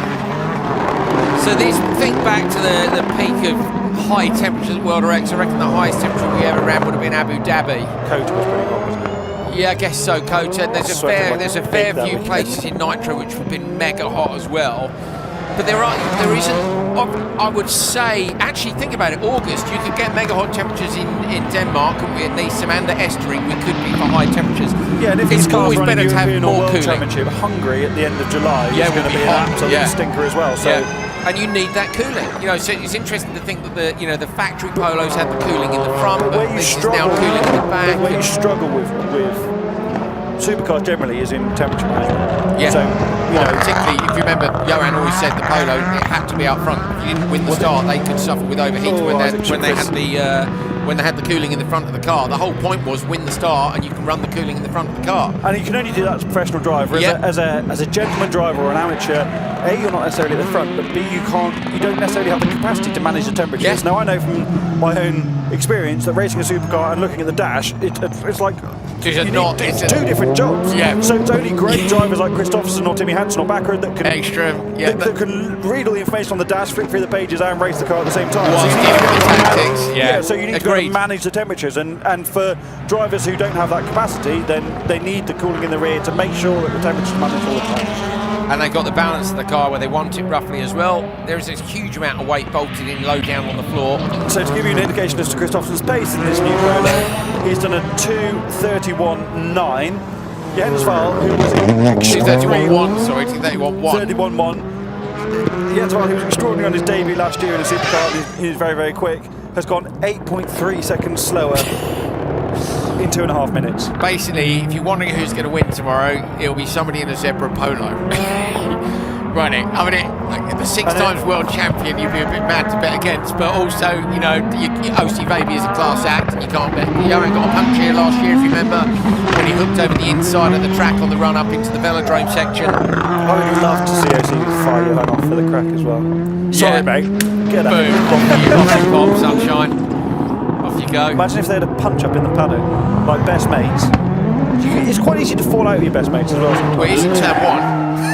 Isn't it? Let's be honest, you get nailed in turn 1, it could well be a punch. So precise through that loose surface section. Remember, they haven't been around here since this morning. Just hooks the wheel on the inside. Tidier than Johan on the brakes through that section. He's a rally driver. He's so good at reading the road and reacting to exactly what's in front of him. Let's see what he does here. So can Vaby challenge the time of Kristoffersson? 2:31.1. They're in separate semis because they've qualified P1 and P2. 2:31.1 is the benchmark. I wish we had splits because Vaby's on a great run here, I think. Let's see if we can stay with Vaby for this if we can. Down to the hairpin, that's the long braking. I'm keen to see if there would be a chance there. I think people will go defensive there occasionally on the brakes, which might open up the exit to try and pass, but then into that chicane's going to be too narrow, Hal. So I don't know how much passing. I'm starting to get my head into Rallycross mode for tomorrow now and how much passing there'll be. Kristoffersson, Wahl, Enlund are the top 3 in the first semi-final. Wahl, Schuckvist and Oman just miss out. Waiting for the time of OC Vaby as he completes the lap. He's now at the far end of the circuit. hard to brake. These high-speed, heavy braking areas are so hard to judge when you haven't been around them for a long time. How did OC and Johan compare in qualifying earlier today? How just have a quick look and see if we can figure out what their differences were in terms of the interval between them. So it was about 1.8 seconds in the third session. It was about the same in the second, and a bit more in the first. So yeah. Johan's been 1.8 ahead over the shorter stage each time, yeah? So you would assume it's going to be 3 seconds. You would, but then we did see him go slightly deep on the brakes in that one corner. So can Baby challenge that time? He's 5th on track according to our screen, but we haven't had any of the times come through, so I think that's wrong. I think the timing screen's wrong there. These just potter around. It's gone in numerical order if you okay, give that a little, give that, yes, so there's, I do, yeah, I see that now. Okay, so Baby comes through the chicane, going to blast down towards the finish line, and the time is going to be 2:33, 2 seconds. So he's closer comparatively than he was, because Johan was doing him by about 1.8 over the shorter stage, and now Baby is only 2 back. Off the long run, yeah. Yeah, but as I say, they're definitely the one braking zone, Johan, the right-hander of the Joker lap on the normal rallycross track, was slightly late on the brakes. This is Maiko Tam, who had that turbo issue this morning in the M Sport built Fiesta. 2 M Sport built Fiestas in this session, with the Finn, Joni Tapainen, stepping up to Supercar in a great rallycross car, who pops into 2nd overall at the moment, some 6.4 seconds behind Baby. Tam coming out of the hairpin. Nice and tidy finish came. Of course, Tam had that great battle for the Supercar AM title last year with Victor Franks in the electric car.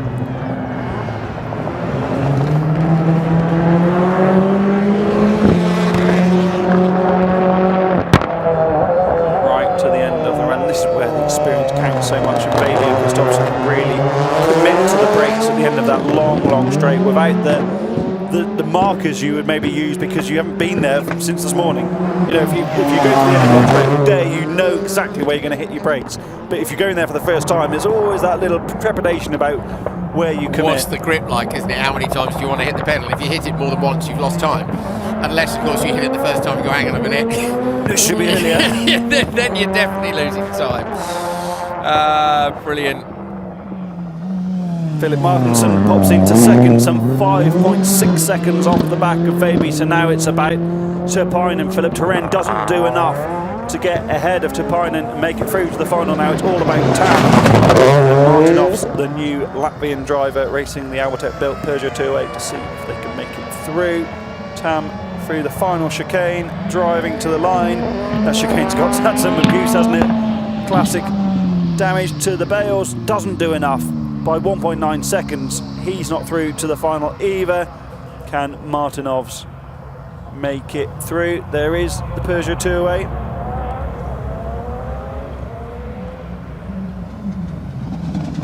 One in Pikaniki last weekend. Good debut with the car. Some more flames for you, Andrew. Yes. All opportunities.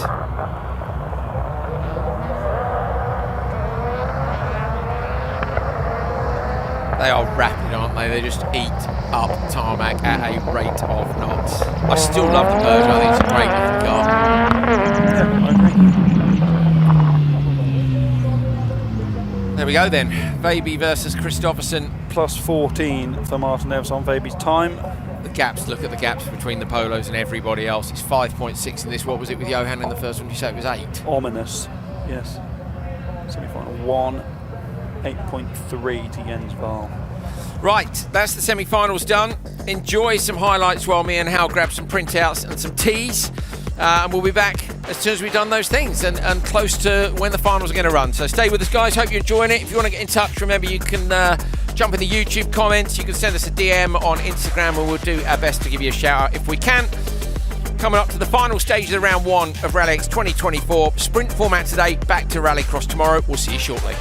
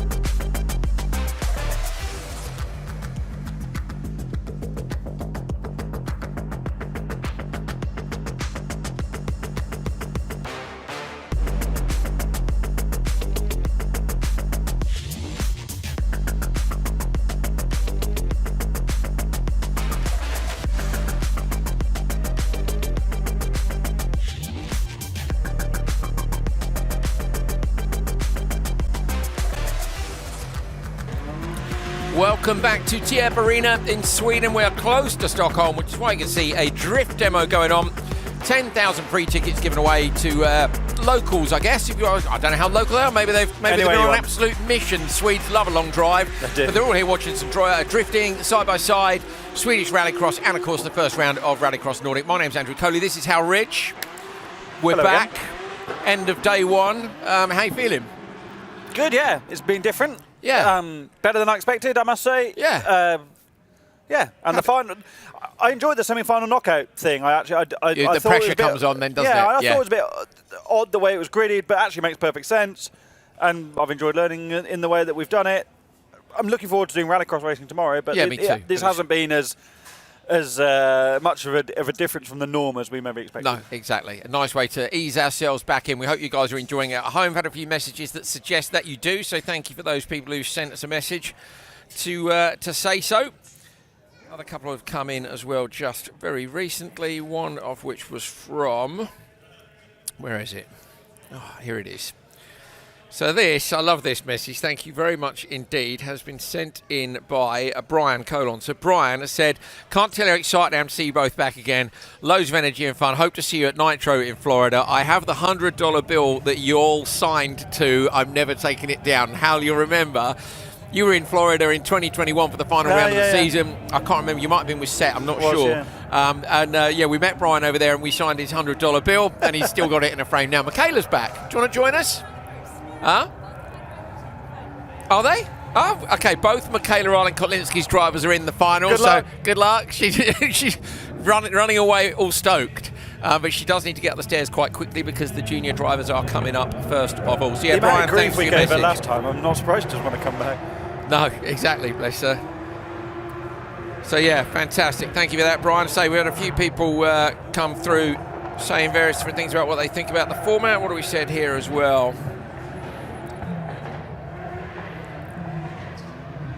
Okay, good. Lots of stuff. Okay, we're going to the start instead. There we are. No time to look at messages. Sorry about that. Thanks if you've messaged in. We appreciate you.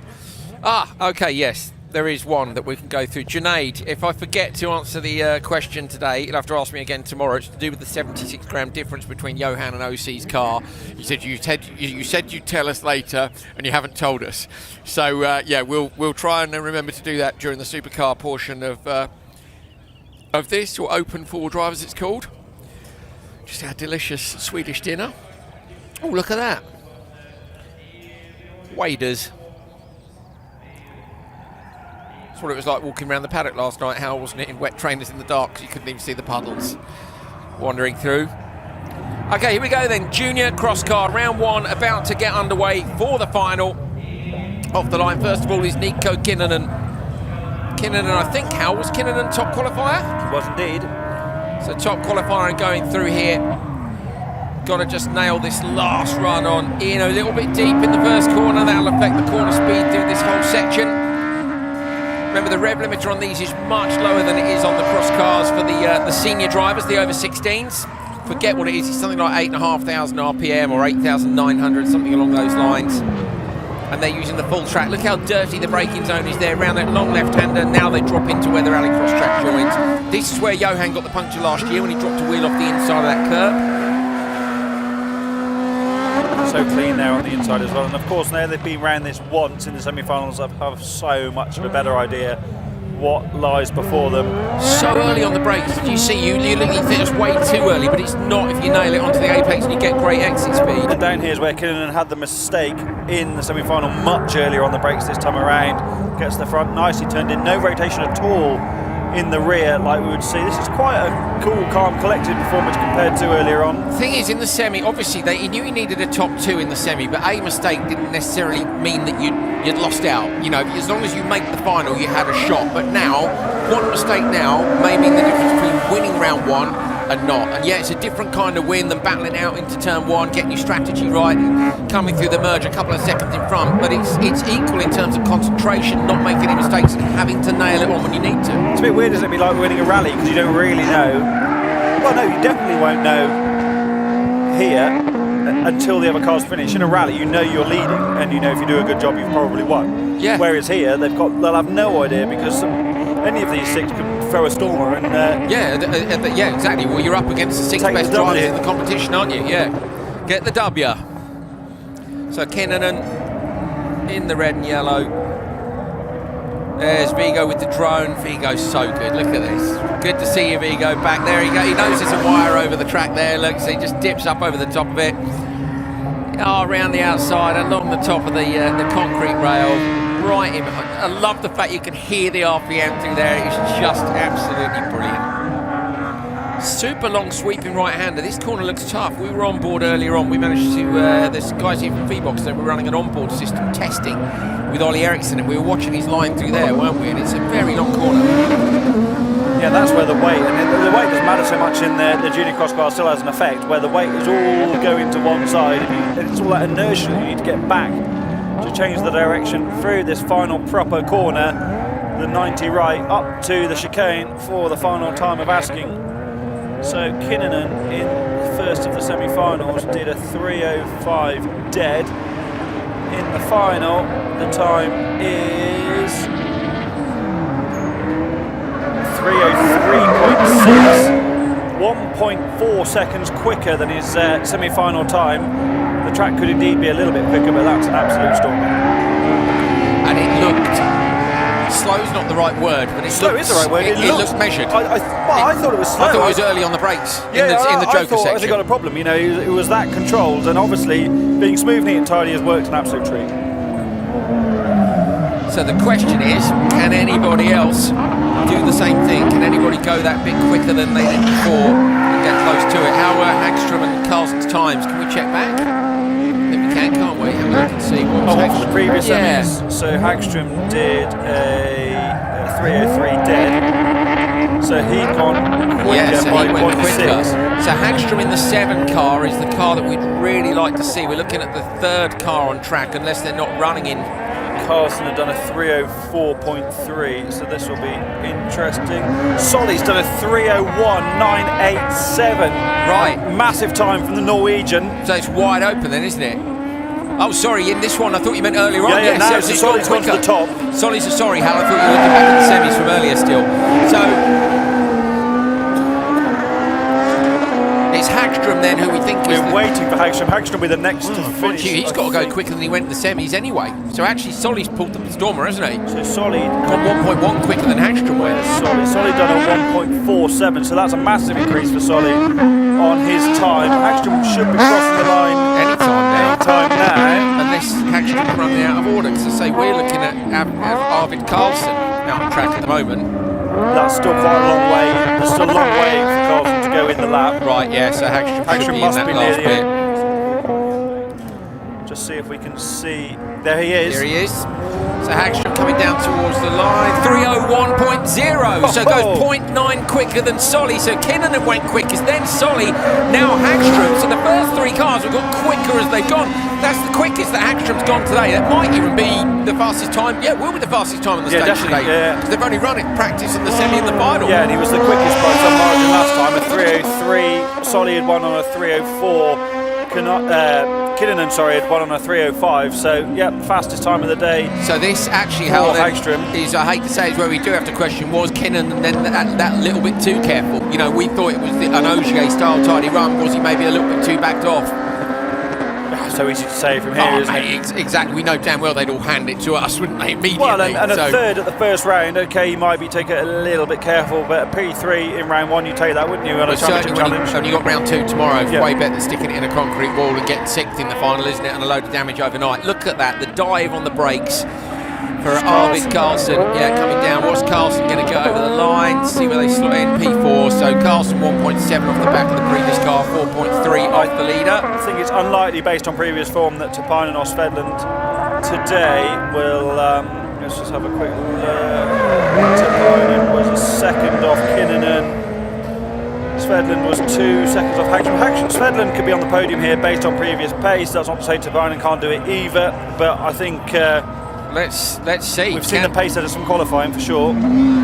Svedland coming into that last section, picks the throttle up early. Should have Tapainen over the line. Can he deny Kinnunen a spot on the podium at this first round? You're looking at Svedland, the last car on track. Tapainen must have crossed the line already, unless Tapinen's had issues out there, because Svedland is coming down now to the finish line. Maybe Tapinen didn't make it to the start, if they had a tech issue between the semis and the final. But we're only seeing the order in numerical order, not so that's not the start. Okay, so right, got you. That's annoying, isn't it? Carlson with a 4-point throw, so Carlson doesn't either, so it is now Tapinen is who you see now, who's out on track. Tapinen, the only person who can deny Kinnunen. And of course, in theory, can deny Hagstrom and Solly the win, but without any splits, we have absolutely no idea, unfortunately, whereabouts Tapinen is in terms of that's timing. Pretty sideways on that long right-hander on the tarmac as well. So you'd suggest that this isn't going to be the one. Watch out for the concrete wall on the outside. This is the one that we saw Solly give a clatter to earlier on. I wonder what's in that tank, aviation fuel or something. Well, you never know. It won't move if you hit it, I know that much. It might blow up, but we are, of course, just speculating. Here we go, down towards the final chicane. It's been a long Pauli day. Tapinen, Howridge and Andrew Coley, health and safety advisors are available for all your needs. I wouldn't take her advice, personally. Tapinen, can he deny anyone a podium? Over the line for Pauli Tapinen. P6, so Hampus Hagstrom wins round 1 of Junior Cross Car. Oliver Solly P2 and Nico Kinnunen rounds out the podium. Let's see what happens to them tomorrow when they go racing. We know that Hagstrom, Solly will be in the mix. Kinnunen should be 2. Where were they last year? If we go back, I know Solly was P4, wasn't he? I'm pretty sure. Hagstrom had a first win last year, I think, from memory. You've got a brilliant memory, House, so it's almost certainly going to be correct. Cross Car Junior. No. First podium? No. First summing? First final, maybe? Yeah, that was that. That was it. That might have been it, yeah. First win then. Awesome. Lowry had and Uito, Yalami, where were they? Oliver Solly was with the first podium. So Solly was actually, yes, so that equals Solly's best result. P2, which he got last year in Kovala. And Hampus Hagstrom, then that is a first ever victory in Junior Cross Car for Hampus Hagstrom. Because I can't see Hagstrom on the previous list from the previous year. I think last year might have been his first year, Hal. So no, it wasn't. No, raced in 2022 and no results there either. So that is a first ever podium and it's a win. So the first time Hagstrom ever is on the podium, it is on the top step. What a great result. A second career P2 for Oliver Solly. Kinnunen, Nico Kinnunen. I'm trying to see here if there's any results. Nico, no podiums last year. Or the previous year. Isn't it interesting to see? Look at this. Yeah, Q qualified 28th in 2022. Kinnunen did. And then last year, moving up the order a little bit to be P9 in the standings, making it through to the semi-finals. This year, onto the podium, and that's that progression, isn't it, of a kid sponging that knowledge in as fast as they possibly can. And that's twofold, isn't it? That's not only the learning, but there's also the top guys moving on. So while you're progressing, the best of the bunch are also moving up. Yeah. So it's a natural conveyor belt, isn't it, of talent? A conveyor belt of talent. I like that. I'm just loving it immediately. Just the transition, the left to right, the left through that chicane. The timing screen up for Cross Car. Down the box, look, pitching it in. So wasn't Yillalami red and yellow last year with his livery? So Yillalami now in purple and black. Oh yeah. You genuinely impressed by me, just for a moment. Just for a moment. Thanks. I look forward to a look of disdain and disappointment at some point in the next 5 minutes. But yeah, so Yillalami, okay, I'm assuming Yillalami has turned 16 by the fact he's moved up to Cross Car. Look at that clean line there down to the left-hander, and that's where Kinnunen ran wide earlier on, because you just put a wheel off on the dirt and it's so easy to miss a braking. Look at that accuracy through that whole section now. It'll be as late as possible on the brakes down into the long right-hander. Look at this, look at this. Look at the pace carried through there. One steering lock the whole way through. To Yillalami, imagine if it was a debut win in Senior Cross Car, because that's what this could be. Yillalami is going to set certainly the benchmark for everybody else. Oh, a couple of bounces on the landing from the jump, keeps it lit over the crest. That narrow strip of tarmac through, carries the pace, weaves it past the wall and away. I am very impressed and really looking forward to seeing him race tomorrow. And it's wide down there, isn't it? In a cross car. Lovely rotation on the way in, opens up the corner on the exit, the front inside wheel just hopping up and down as it lifts. Oh, look at the steering inputs through there, tiny bit wide on the exit, but properly It's fixed so in. positive, one Yeah. big input, there's no hesitation there at all. There's no hesitation on the brakes either, you know, because these cars are a giveaway to every input, because watch the nose and you'll see up, down if they do it several times, and it's not, it's once. Sit on it, turn it in, rotate on the gas and away. Epic car control here from Yulalami. Down to this left-hander, look at all the lock-up marks. Look how early people who can brake, of course you can brake so late in these super light cross-car machines. Let's have a look and see what the semi-final times were, just quickly before he gets to the line. So it was a 2:44, a 2:48, so 2:44.9 was the benchmark. 2:46 is dead was the benchmark. Sorry, 2:44.9. 2:46 was what Yulalami Yeah, did. 2:44.9 is the Apologies. quickest time. So Yeah, this is Yulalami trying to get there. Let's get the timing screen up for the final time. 2:45.2. So not as quick as, who was it that was quicker? Elias Svensson. So Elias Svensson last year was P3 in the standings. It was the previous year where He was in the title fight all the way to the end there, wasn't he? Yeah, and the previous year, if he hadn't been disqualified in Hollis, if you remember, for a wrong exhaust silencer, he would potentially have been the champion based on points. So Svensson had that outstanding supercar debut at Strangnass in the Polo. Do you remember? He was absolutely yeah, wild. he was, and then did well. I'm sure. Where was he in Vegas in the next car? Oh, we got a spin and off into the wall. Is that broken? Certainly going to be. Is it? Who is it? That's Jensen, isn't it? If that's stopped there, is that going to affect the cars coming through? The front right steering rod's Yeah, broken. they're both towing in, aren't they? They're both Yeah, the front right was hanging off just a second ago. No, I think they'll get away with that if they choose to let it run. Yeah, but is it, how high is the speed through there? Is it in the chicane? No, it's in the chicane. Okay, they can let that No, go. they're stopping it. Oh, well, at least there's a quad bike there. What's the situation? They might have time to get that out of the way. About a 30-second interval, I don't think so. She's pushing the car onto the racing line.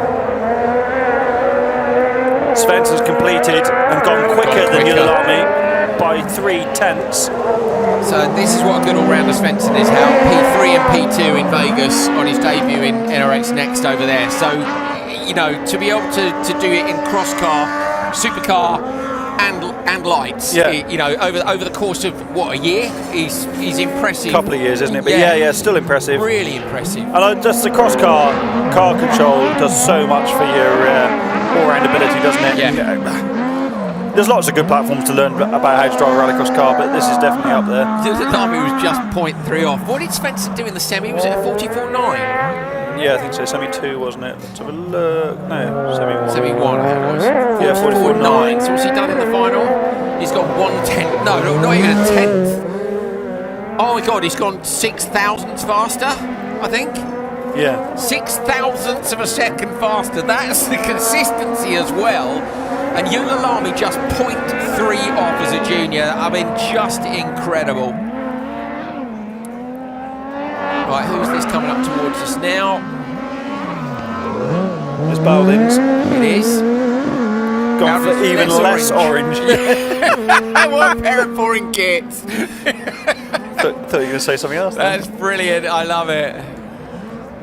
There we go. Simi and Hal remember some of the liveries, not all of them, I promise you. Definitely not all of them. So Bowden was the top qualifier. Big commitment through the final chicane. I think possibly too much traction loss, but let's see at the end of the run. Goes into not appearing on the timing screen. Give that a little refresh, shall we? See if that's... It's quickest. Bowdens goes quickest to the top of the times, 2:44.1. By 7/10. The Latvian driver is edged Elias Svensson and Jonatan Yulalami, as we see in the background. Is it Osterberg, who's on a wild ride across the grass as well? Get your stats up, because we had a bit of an argument with Rainer's Knitters before about Baldwin's having never won an event. I'm convinced he has won a RallyX event. You think he's won? Okay, let me find out, mate. I think he won in Riga. Well, I wasn't there that time. That must. Nor was I, really. Bowdens, he had a P2 in Riga and a P3 in Riga. No, and he had a P2 in Tierp. So what about 2021? I don't know if I've got 21 in here. I'll have a look and see. What's going on here? Osterberg, you look at that. Oh, picks up the inside front wheel, coming out of the tight right-hander through the chicane for the final time of asking. I've not got 21 stats for crosscar. I've got my fingers crossed in my pockets here. Do you want me to have a look at my laptop? Osterberg you coming commentate. through. Yeah, go on, mate. Osterberg over the line. Whereabouts is he? Goes into P4. So we know already that Jensen is out, so this should just leave us with Orav, I think. I know, maybe. Yeah, I think so. From the drone down towards the end. Oh no. What's up, Hal? I don't think he has one. He hasn't won. Maybe not. Hal thinks he hasn't won. He's double checking. I'm checking too. Thousands of pages in a leaf of various different results over the years. Maybe is this the 2021 results? Come on, Andrew, find the piece of paper. No, he didn't win in 21. I've got it here. He didn't win in 2021. In that case, he definitely hasn't. So there we go then, through the last corner. If Orav can go quicker than Baldins, he'll take the win. If he can't, then it's going to be a first win for Baldins. So Baldins sneaking through, Orav sneaking through the chicane at the end of the run.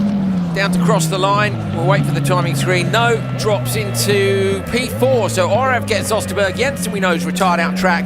Baldins takes the first round for crosscar. Elias Svensson P2. Jonathan Yulalami on his debut from junior crosscar up to senior crosscar gets a podium immediately. That is a fantastic performance by the young driver. Yulalami was not off the podium once last year in junior crosscar. Could he dare to dream that he could do the same in crosscar this year? I think that's a bit of a bigger ask, but with that kind of consistency, how last year, look at Yulalami, 1, 2, 3, 3 wins, 3 seconds, 2 P3s, but it's Baldins who takes it. Yeah, to be fair to junior crosscar though, the crosscar category is so stacked with talent. Yeah. I think it's highly unlikely someone can podium in every round. I'll tell you what, he's going to be in the mix, isn't he? Yeah, for sure. But I think podiuming in every round when it's so competitive is very difficult. Yeah, well, I don't know if anyone's done it in crosscar. I doubt they have. Pretty sure they haven't. No. I'm going to give up making sweeping statements about the results anyway. The most would be... Yeah, Halberg had 5 in 22. In my defence, Baldins would have won in Riga had Reynolds not beaten him, so... That's brilliant, Hal. I've messaged Reynolds. Have you? Yeah. Oh, you didn't bet any cash on that though, did you? No, I didn't. You just bet cash on him retiring, didn't you? Well, not retiring. Not retiring, good point. Not retiring for 3 years, wasn't it? Yeah. There it is. Terminal understeer into it. Simon Tiger up next. Open two-wheel drive. Here we go. Tiger was the champion in 21. I messaged Raider saying, you were correct, with a facepalm emoji, and he goes, because I know who won this race. We were crying smiling. Yes, now I realise. Yes. WhatsApps from drivers. Always fun. 10 seconds for Simon Tiger, gets the thumbs up. The little tripod you can see on the floor to the right of the marshal there, that is the timing beam. So as they cross that line, it sets off the clock. And then they are away. So we'll get two-wheel drive up for the final. Tiger out on track now. I said to Raiders, I forgot you could win. He said, when I was young equals rocket emoji. Brilliant. That's when he had hair as well. Oh, savage. Don't throw stones in glass houses, Rich. Yeah, there's a reason. I do have a nice Nova Motorsport cap, is it? Yeah. We need to talk about Nova Motorsport tomorrow. New tyre supplier for RallyX. See if we're getting tyres. Well, no, I think we give them a mention anyway, can't we? Great to see them continuing a fantastic product line. Yeah, and necessary for Rallycross to have good quality tyres. It's such a difficult discipline to set a car up for.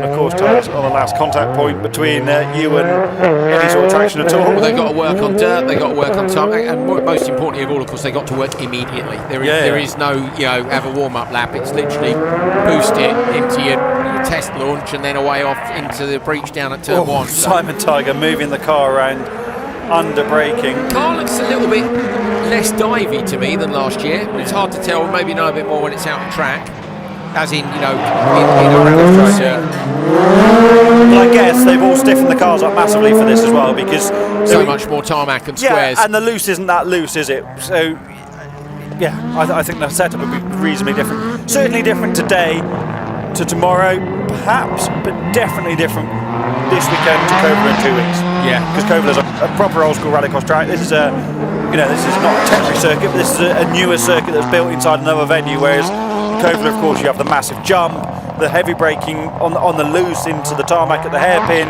and turn 2 and 3, which is so difficult as well. So real different circuit there.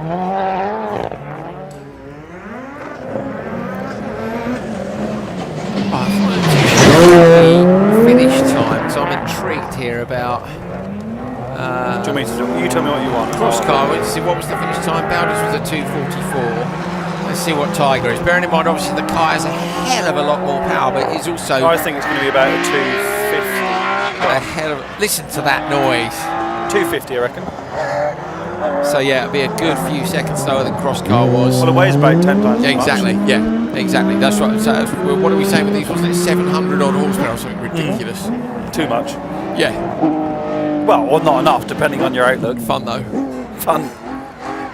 And harder to get for a chicane. I'm hearing a different. Yeah, we're hearing a different car. We're hearing the cars near us. So we don't have mics all the way up at That's the far most end of the unusual given how loud Tiger's car is. Yeah. Here we go then, over the line for Tiger, and the time is 250.7, thank you and good night. Bang on the money, there you go. How you might as well sign off, mate. See ya. Key jacket.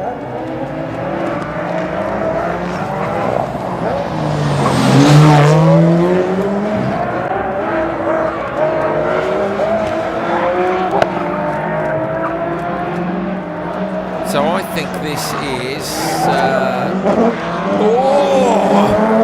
Was that up on 2 wheels almost at the far end? Kenneth Kong. Remember, we saw Kenneth Kong a few times in Neeson. Always super committed. What car was it? Wasn't it the Merc though? Wasn't it? No, BMW. It was the BMW. Yeah. Who had the Merc? The big orange Merc, same colour as Tiger. Last year, CLK. Oh, look at Victor Hansen getting loads of understeer. He's really struggling with this different engine. Marcus Norman. Yes. Marcus Norman. Who's not Danish. Proper head scratcher. No. Victor does not look on top of the car at all, does he, compared to normal? I mean, this isn't ideal for the big Mercedes, this Nadgery Sprint layout. Wonder what technical innovations he's made. If you're not familiar with this car, well, he's not. You said already, Hal, he's not running the right I had a chat to him, and he's had a busy winter. He's a big part of the event where we head north in Sweden. Yes, of course. In a few rounds. Yeah, and he's going to be busy helping run that event as well, which is. I know about that sort of thing. It doesn't help at all, as Kevin Eriksson will attest to. But he's not running the correct engine. But classic. Victor, got to be here anyway, so throw a different donkey in it and let's go. A different donkey, several donkeys, many donkeys, and some electric donkeys as well, because he has a hybrid system with a BMW Mini electric drivetrain associated alongside the internal combustion one. It was an old mobile telephone was the dashboard a couple of years ago. I can't remember if it's changed it then. There's a Lego model of the bus and the car in the front of the bus. The bloke pulled an all-nighter at Hollis to change the engine. Many stories. So this is Tommi Räikkönen. Saw him a few times last year, especially in Kovler. Good mix of nationalities. We've lost out a bit this weekend because it's the opening round of the Norwegian Championship, so the Norwegian drivers haven't travelled. Of course, we'll have the local Finns doing open two-wheel drive in a couple of weeks in Kovler, so it will get stronger. But ever the optimist, Victor Hansen and I were talking about such things earlier, and he goes, well, we've got more here than we had last year. I was like, well, that's good. Yeah. But I do think this class can be much stronger than it is. Yes. I think we might have some Irish drivers back later in the year as well. Once they've reinvented the wheel again. What, taking out the wheel they tried to invent. Taking out the supercar engine, the 9,000 kilos. But this is why it's class, because people try mad things, they do or don't work, and then they go back to the drawing board. And when they do work, like Simon Tiger's Wankel Turbo BMW E30 M3, then you're on to an absolute winner, aren't you? You certainly are. Johansson only 2 seconds, 1.3 seconds off the back of Tiger, which, and it didn't looking at them, he looked much slower. He dropped a wheel off the grass. There's a couple of points where it had understeer. Maybe Victor hasn't dialed it in quite so well to the mostly tarmac special stage here. Fair old jump there for Räikkönen. as Eric Lidman, who we saw a couple of times last season and then previously in RallyX, drives to the line. Can he better the time of Kong to make it onto the podium? I'd say not quite as committed there through the chicane as we've seen. Some 5 seconds, just nearly 6 seconds off the pace. So Rakkalainen will be the last car to finish on drive. Just hear the gearbox clattering down one more cog into that left-hander. Nose high.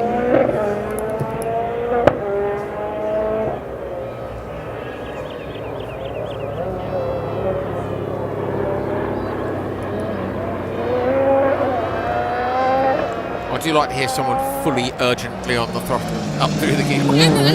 No, when you're right at the top of the road. Yeah, it's great, isn't it? Or even better an H pattern when they're really busy. Yeah, on board. That's my one disappointment with the FC2. It's got paddle shift in it. I'd rather have seen a gear lever in it. An H pattern dog box. Not an H pattern, no. That's going too far. But I like sequential levers. Yeah, I like sequential. Not a fan of paddle too. shift, even in rally cars. You know, what was it, WRC1, whatever it's called now. Like no. Rally 1's the Rally 1, lever. that's it, yeah. It's lever again. Yeah, the classic. Good. So it should be. You want to see the onboards. Tiger takes the win then from Johansson and Kong. Tiger and Johansson did battle for the last 3 seasons, basically, in terms of being the overall winners. Simon Tiger takes the win here, as he did at round 1 in Neeson last year. Good job by him. Yeah, if I'm on board, I want to see a sequential lever. I get it with the electric cars, but with a sequential gearbox, I want to see grabbage. I want to hear that clunk. I want to see him go up and down the box.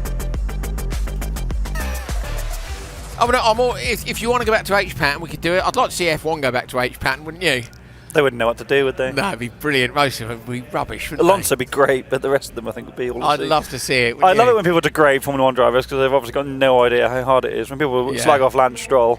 Yeah. But, I would love to see them with an H pattern. Right, Supercar lights, Casper Janssen off the line. 8 in a row at Nitro. This would be 9 wins in a row in this category, of course, in various international competitions. Wild he was when he first turned up at Neeson a few years ago. He didn't hit an apex all weekend. That was brilliant. And he's turned into an extraordinarily good driver. Made his FC1 debut, didn't he? He did. With OMC and was immediately on the pace as well. The question, isn't it, as always for these young drivers, is how do they make that step up to the top level? Because it is enormously expensive to jump up from Supercar Light to unfortunately, it's all about money, isn't it? Yeah, World or Nitro, wherever you want to go. And when people talk about the haves and haves not, it's very difficult, isn't it? Because the greatest driver in the world might be stood in the paddock without any money. I've said this countless times. If you look at professional football, there are thousands and thousands of people earning millions and millions of pounds out of it across the various leagues in the world. And they can practice for nothing. They get a football, they go down the park, they go down a car park. So, sorry Andrew, so committed on the brakes there from Janssen. Picked out the clean line perfectly, got the car stopped within it. Maybe slightly wide to the right there, but yeah, whereas this sport, unfortunately, takes a lot of money just to do any practice, isn't it? Anything at all. We know that. But at the same time, I'm always disappointed when people say I can't do that because I haven't got enough money, because you have to go and have a crack at it. You can find opportunities even if you don't have the money. Like, I don't have the money to race a supercar, I never have done, but I've done it, and it's by using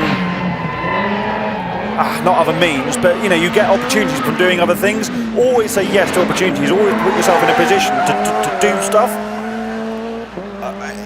Nothing's unachievable, is it? And it's all based on luck and contacts and stuff. Always, mate. But you know, and I'm hugely lucky to even be here doing this, but I think you've got to put yourself out there. You've got to put yourself in the position to do it. I never wanted to be a television presenter. I never had any idea that Thank would goodness be the for path that. because you're still not one now, Coley. You know what I mean, though? It just evolved, and I've stuck my foot in the door many, many times. I've said many, many times that none of my good jobs have come to me. I've gone to them and said, I want to do this, let me come and do it. And you get an opportunity and you do it, you do okay at it, and you hope to get to carry on. But it's now, also financially, this is a bit, it's a bit harder to become a driver. I tried everything when I was young to try and find my money for rally. I didn't manage it. but I had a brilliant time doing what I did. And if I hadn't done it, I wouldn't be doing what I'm doing for a living now. So I think you're right. Yeah, the same. Go and do one go-kart race, and if you end up running a go-kart team 50 years later, you won't be a failed go-kart driver, you'll be a go-kart team owner. I also mean go and work for a team as the broom pilot, as Joel Christopherson, because you never know where those opportunities are going to lead you. Clean the wheels, you just don't know what will happen, you really don't. Up and over the line, Casper Janssen is going to set our benchmark time, and it is going to be 2:45.7. Funnily enough, I met a lad earlier on walking back through the paddock who's on his first event with KMS this weekend. He's finishing his university degree over the moon. He lives 4 miles from where Johan lives and where the local track of Ica. And he's loving it. He's over the moon to have got an opportunity to come and work in a sport. He said, I used to watch you on World Rallycross. He said, I watched for years. And he's so stoked to be here, and I'm so stoked that he is here. He's going to finish his studies, and he's going to try to become probably a lowly mechanic first of all, and he'll work his way up, and who knows, we might be talking to him in the studio in 4 years' time when he owns his own Supercar Lights team. He's brilliant. Yeah, or as a World Championship winning team owner. Big moment for Lucas Anderson. Did brilliantly to hold on to the car. Yeah, like I said, that for the drone. The rear just skipped up, and that's classic Supercar Lights, isn't it? They haven't got tons of travel on the rear, so the rear just skipped up. He got sideways, just about held onto it as Simon Olafsson drives to the line. He's been quick all weekend. Not enough. 1.2 back, close though. Anderson's on a wild ride here, sideways. Too much time lost, you think, Hal? Oh, drops a wheel on the grass. Oh, he's giving it the flicks on the way in now as well, isn't he? This is a car control demonstration, isn't it? Yeah. And it's something totally new, isn't it, in RallyX to be sending it on your own. And it's so hard as well, isn't it? You don't know where the pace is. Have I pushed too hard? Am I not going quick enough? The spotter doesn't know either. Mounier gets a load of understeer on the way into the hairpin in front of the grandstand. Not too much time lost, I'd say, though. Good momentum through the corner. It didn't have to lift on the exit too far. The temperature's fallen off a cliff, hasn't it? So the track temperature will be colder as well. That'll have a little bit of an impact on the tyres, certainly over the middle of the day, because it's potato. There was a lot of sun and heat in the tarmac during the day, wasn't there? Yeah, true. I hadn't thought that. And also, some of the braking zones now are in the shade of the grandstand. We're all in the shade now, really mate. Different. Yeah. Just go and get my coat, I think, Hal. Anderson driving for the line, finished and fastest. By what? By 0.9 of a second. Lucas Anderson. That was a massive push. That was a massive push, wasn't it? Has done it. So Anderson goes quickest ahead of Casper Janssen. What a performance now. That's a little bit too much understeer. Mooney has come from a front-wheel drive car, racing the Krzysztof Skorupski built Skoda in the French Championship as teammate to his brother Damien. Damien racing the ex-KMS Jürgen Christopherson Polo in Supercar in the French Championship. So Julian used to the front-wheel drive, and you have and a spin, half spin. Did he just nudge the inside? I wonder if that's broken the steering. It's so easy to break the steering by touching. On the wrong side of the house. I think it's broken the steering. Look at the inputs on the wheel. Was he just feeling his way around? Well, no, for sure. I'd say there's something wrong with that by how slowly he's heading up to the. I think he's hit the tyres on the. Yeah, it's broken. Broken? I don't know. He's towing out. I think he's hit the tyres on the inside, isn't he? And it's, see what I mean? He's towing out this side as well, I reckon. Well, if it's towing out on one side, probably towing out on the other as well. We can't see the other side. Can I explain to you how steering works? Yes. it's enough, isn't it, to not be much fun to drive it and make it as twitchy as hell. And if you've got, I think the wheels, it's hard to tell with the bodywork, isn't broken. It? But you're absolutely right, because if you have, like the amount you change toe in a car to change the balance is by a millimetre. Yeah. And it's like degrees or 10 millimetres. So when you hit something and pull it out by 20 or 10, like you say, it's a nightmare. So, right side of the house this time for Marcel Lunet. Vigo chasing him down towards the finish line. We're on board with Vigo now, through the right-hander. So Lunet was looking in full attack mode. The French have done well here to both be in the final. Yeah, good to see. Late and straight on the brakes, get it in early, light it up early, down towards the line. Can Lunet deny Anderson? No is the answer, goes P4. So it's Anderson, Janssen, Olafsson, one driver left on track. That is Tobias Darbach, who you're looking at. I'm actually genuinely surprised that Anderson got that, Hal. We caught the end of that moment, didn't we? But do you think it was just a maximum attack run from Anderson everywhere? Because it looked... Must have been, we didn't see the whole lap, did we? But he was on a big old Normally, if you're untidy in a lights car, you're not quick.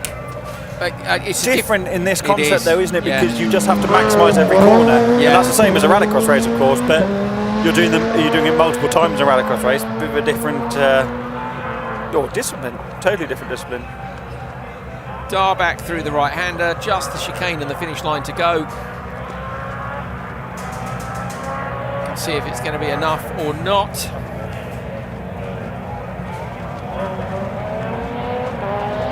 Not a mark on the car at least, which is good for tomorrow. Don't think there'll be no marks on it tomorrow. Darback goes P5, so Lucas Anderson wins round 1 of Supercar Lights from Casper Janssen and Simon Olofsson. And those three have been right up in the mix last year. It was Enland, in fact, of course, who's moved up to Supercar. It was on the podium at the end of last year. It was Olofsson, Enland, Anderson in the standings last year. Janssen didn't have a brilliant season in Supercar Lights, but he went on to win 8 in a row over at Nitrocross. Looking at some of the YouTube comments quickly before we get Yeah. going with What you the got? open four-wheel drive. Just lots of people asking what's going on, really. So this is a sprint format. This is because this Rally Extreme weekend here at Tierp's got tons of stuff going on, and they've had to run a whole Swedish National Championship race today as well as running RallyX. So this is the first run of RallyX. Tomorrow we go Rally Cross racing in RallyX, as we will for the rest of the year. So this is a one-off, a different concept, and hats off to the team here in RallyX for trying something different. Tomorrow, though, we go Rallycross racing. Here we go then, 5 seconds ago. Listen to this launch. Literally the split second it changed to 0, he was away. You're looking at a 6-time world rallycross champion, of course with rally experience as well. That rally experience came when he realised his teammate Petter Solberg was so good at reading a Joe lap on just one little corner.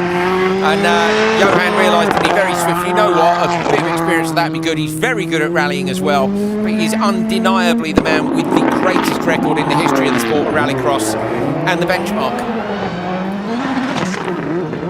Through The greatest rallycross driver of all time, certainly up there. It's so hard to compare eras, isn't it? It was F1, isn't it? You'd love to see him up against the likes of Hansen and Shanker, wouldn't you, back in the day of Lanecton, lots of contact. And Such a different world, isn't it? I don't know if Johan would survive as well in that era without being able, when it was, everything was so vague. He's such a detail-driven driver, and you see exactly that through the left hand. Accuracy. You could never have done that in an old car because you'd been in the wall. So, different eras.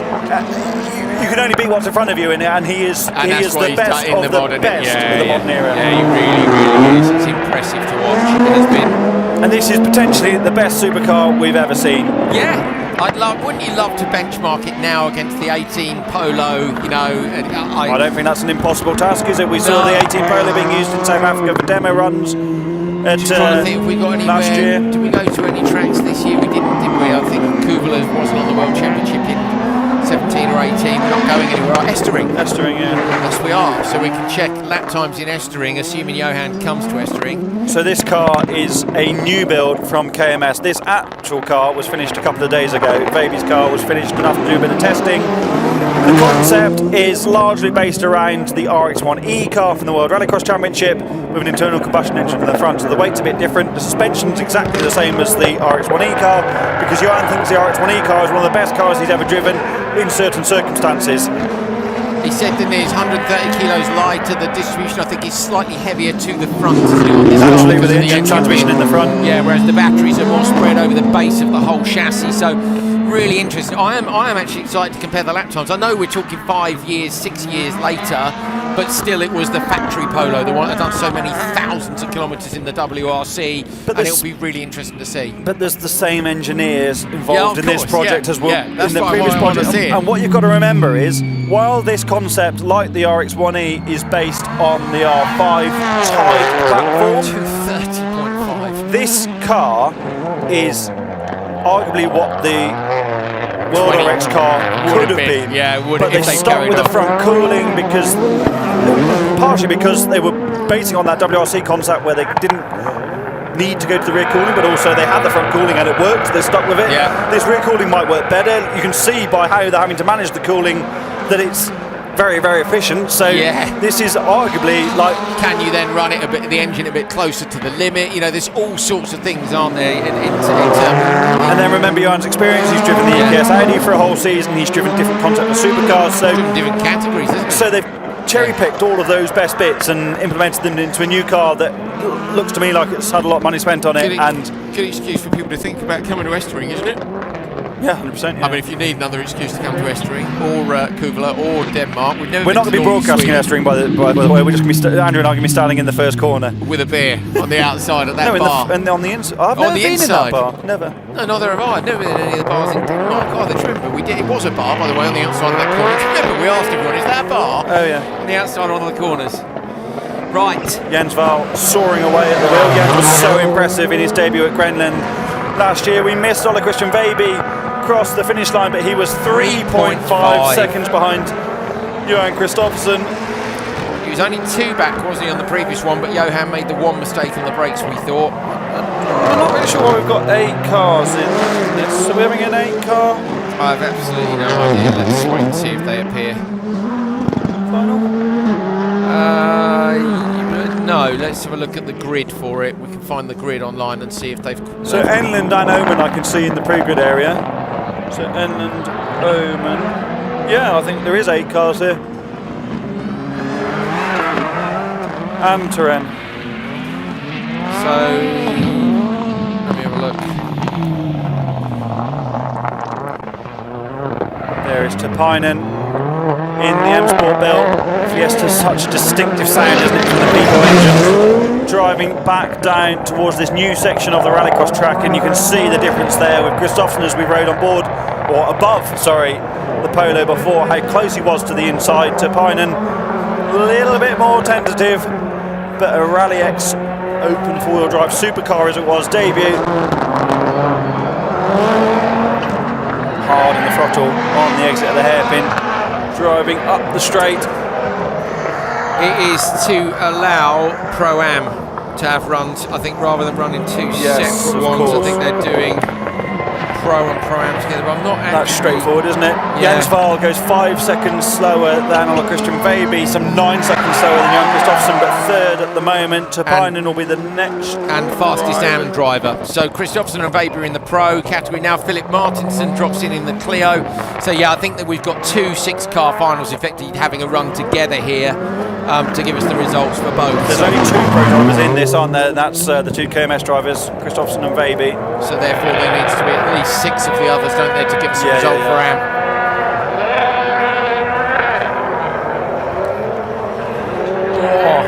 Wide old entry.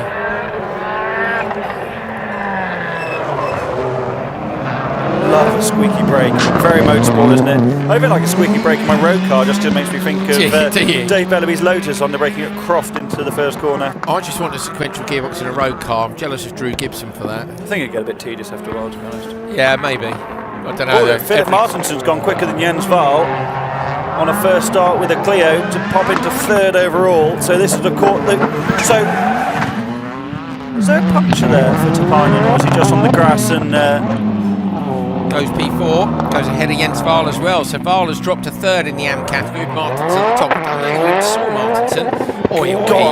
That's more like it. So what we're going to have here is a result overall, which includes the Pro and the AM for open 4-wheel drive, and then the AM open 4-wheel drive will be without the Pros. But I guess they're going to be amalgamated in this instance. Yeah, on this overall. So basically, normally, so at the minute Martinson's winning AM, isn't he, and Kristoffersen. Tomorrow we'll have a Pro final. And an AM final. Who will be in the Pro final? Can't be only Everyone. 2-car final. Everyone's in the Pro final. Micah Tam's in the Pros. The Ericssons are in the Pros. Yeah. But normally you would have everyone's in the Pro final, and then only the AMs are in the AM final. Yes, correct. So an AM can qualify for the Pro final, can't they? So yeah, they always do both. Yeah, of course. Because you would. Of course. Feels like a long time ago, the last round of RallyX, doesn't it? It was, it's good to be back. We always finish early with RallyX. Also, I'm enjoying the sun's come round behind us, Hal, and it's toasting my feet. It's missing me. Stand back a bit. Oh, now. My feet are soaking. Are they? Yeah, still. From yesterday? And this morning. How many pairs of trainers you got with you? 2. I jumped in a puddle this morning. Oh, mate. Shocker. Well, not deliberately. I walked into the like bathroom this morning and there was a wet towel where the shower, goes all over the floor, and it made my socks wet. I was living to change my socks. I put my socks on the end of the bed where the sun was coming through the window. Wet feet are just miserable, aren't they? Cold feet's hard enough. Hope you're enjoying the sock and wet feet update here, live from round 1 of RallyX 2024. Ellen's dropped into 4th, so Philip Martinson is on the verge of debut Supercar and victory, and an overall, open four-wheel drive and victory, and an overall open four-wheel drive podium. And that, when you're accompanying Johan Kristoffersson and Ole Christian Veiby, is a stunning performance. He's super pleased. In his supercar. Super pleased in the supercar. It's all supercars actually who've made it through. Matt Simon, I took down, there's a couple of people here from Extreme E this weekend having a little look at how things run here at RallyX. They like to get out to other events and have a look, and I took them down to see Matt's car. Matt was sitting in the car with his daughter sitting on the sill, and Matt's talked them through the controls, and they were absolutely rock jaw at what he does to drive that car, and I loved it. It was brilliant. I think there's not complacency, but you become very familiar with things, don't you? And I think introducing new people to stuff like that is always an eye-opener, because it makes you realise how unique it actually is. And especially when they work at such a high level as Extreme E is. It's a very, very high level of motorsport, and they couldn't believe it. You can't use the fingers on either hand. They're taped into a ball to give him the power to use some of the controls as a fist, basically. His launch control in his mouth. They were blown away, and it was great. Philip Turenne through the right-hander for the final time. He will be the last driver to complete. Can he get onto the podium and knock off Martinsson? It's unlikely. He's going to beat the KMS cars, but you just never know. Kristoffersson at the top of the pile. That's the last car over the line. Turan gets P8, so Johan Kristoffersson wins round 1 of RallyX Open Four-Wheel Drive 2024 from his teammate Ole Christian Veiby and the 601 series of Volkswagen Polo Supercar. Turns out to be a pretty epic machine. Here it is in all its glory into turn 1 with a little nip on the handbrake and away. It was a clinical run from Kristoffersson. An execution really of perfection. 3.5 seconds up the road from his teammate in identical machinery, but for the 74 grams. And if you're wondering, Johan has shortened 2 of the cables in his car. One is the microphone into his V-Box, and the other is the remote control USB lead for the same piece of kit. 74 grams. I can promise you that is not 3.5 seconds, but it's Johan and his attention to detail. Philip Martinsson gets P3 in the Pro category, and that will be enough to give him the win in the AM category ahead of Martin Enlund. Great result for Enlund into Supercar, and Tepainen in 3rd. Is that Enlund's Supercar debut? It is, and Tepainen as well. So amazing, top 3 debutants at this level in really good. Open Four-Wheel Drive Supercar. Fantastic.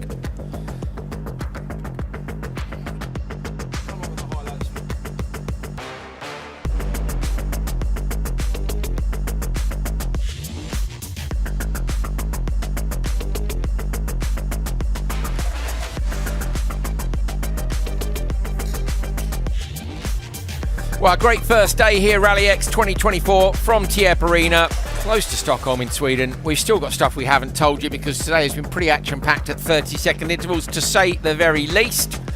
We've had a great day. We hope you guys have as well. So we're back to rallycross format for tomorrow. Going to be seeing cars out on track together, racing wheel to wheel down this drag strip, which is literally 15 metres, 10 metres to our right. It's going to be very, very noisy in here indeed. So I hope you've enjoyed it. Drop us a message on Instagram or a comment on YouTube, and we'll try and come back to some of you guys in a bit more detail tomorrow. We'll have longer tomorrow to talk to you live from Q2 onwards for Supercar Lights and Supercar. Lots of things to digest. Yul Alami's very impressive debut up in crosscar. We've just seen those impressive Supercar debuts too. What are you excited about for round 2?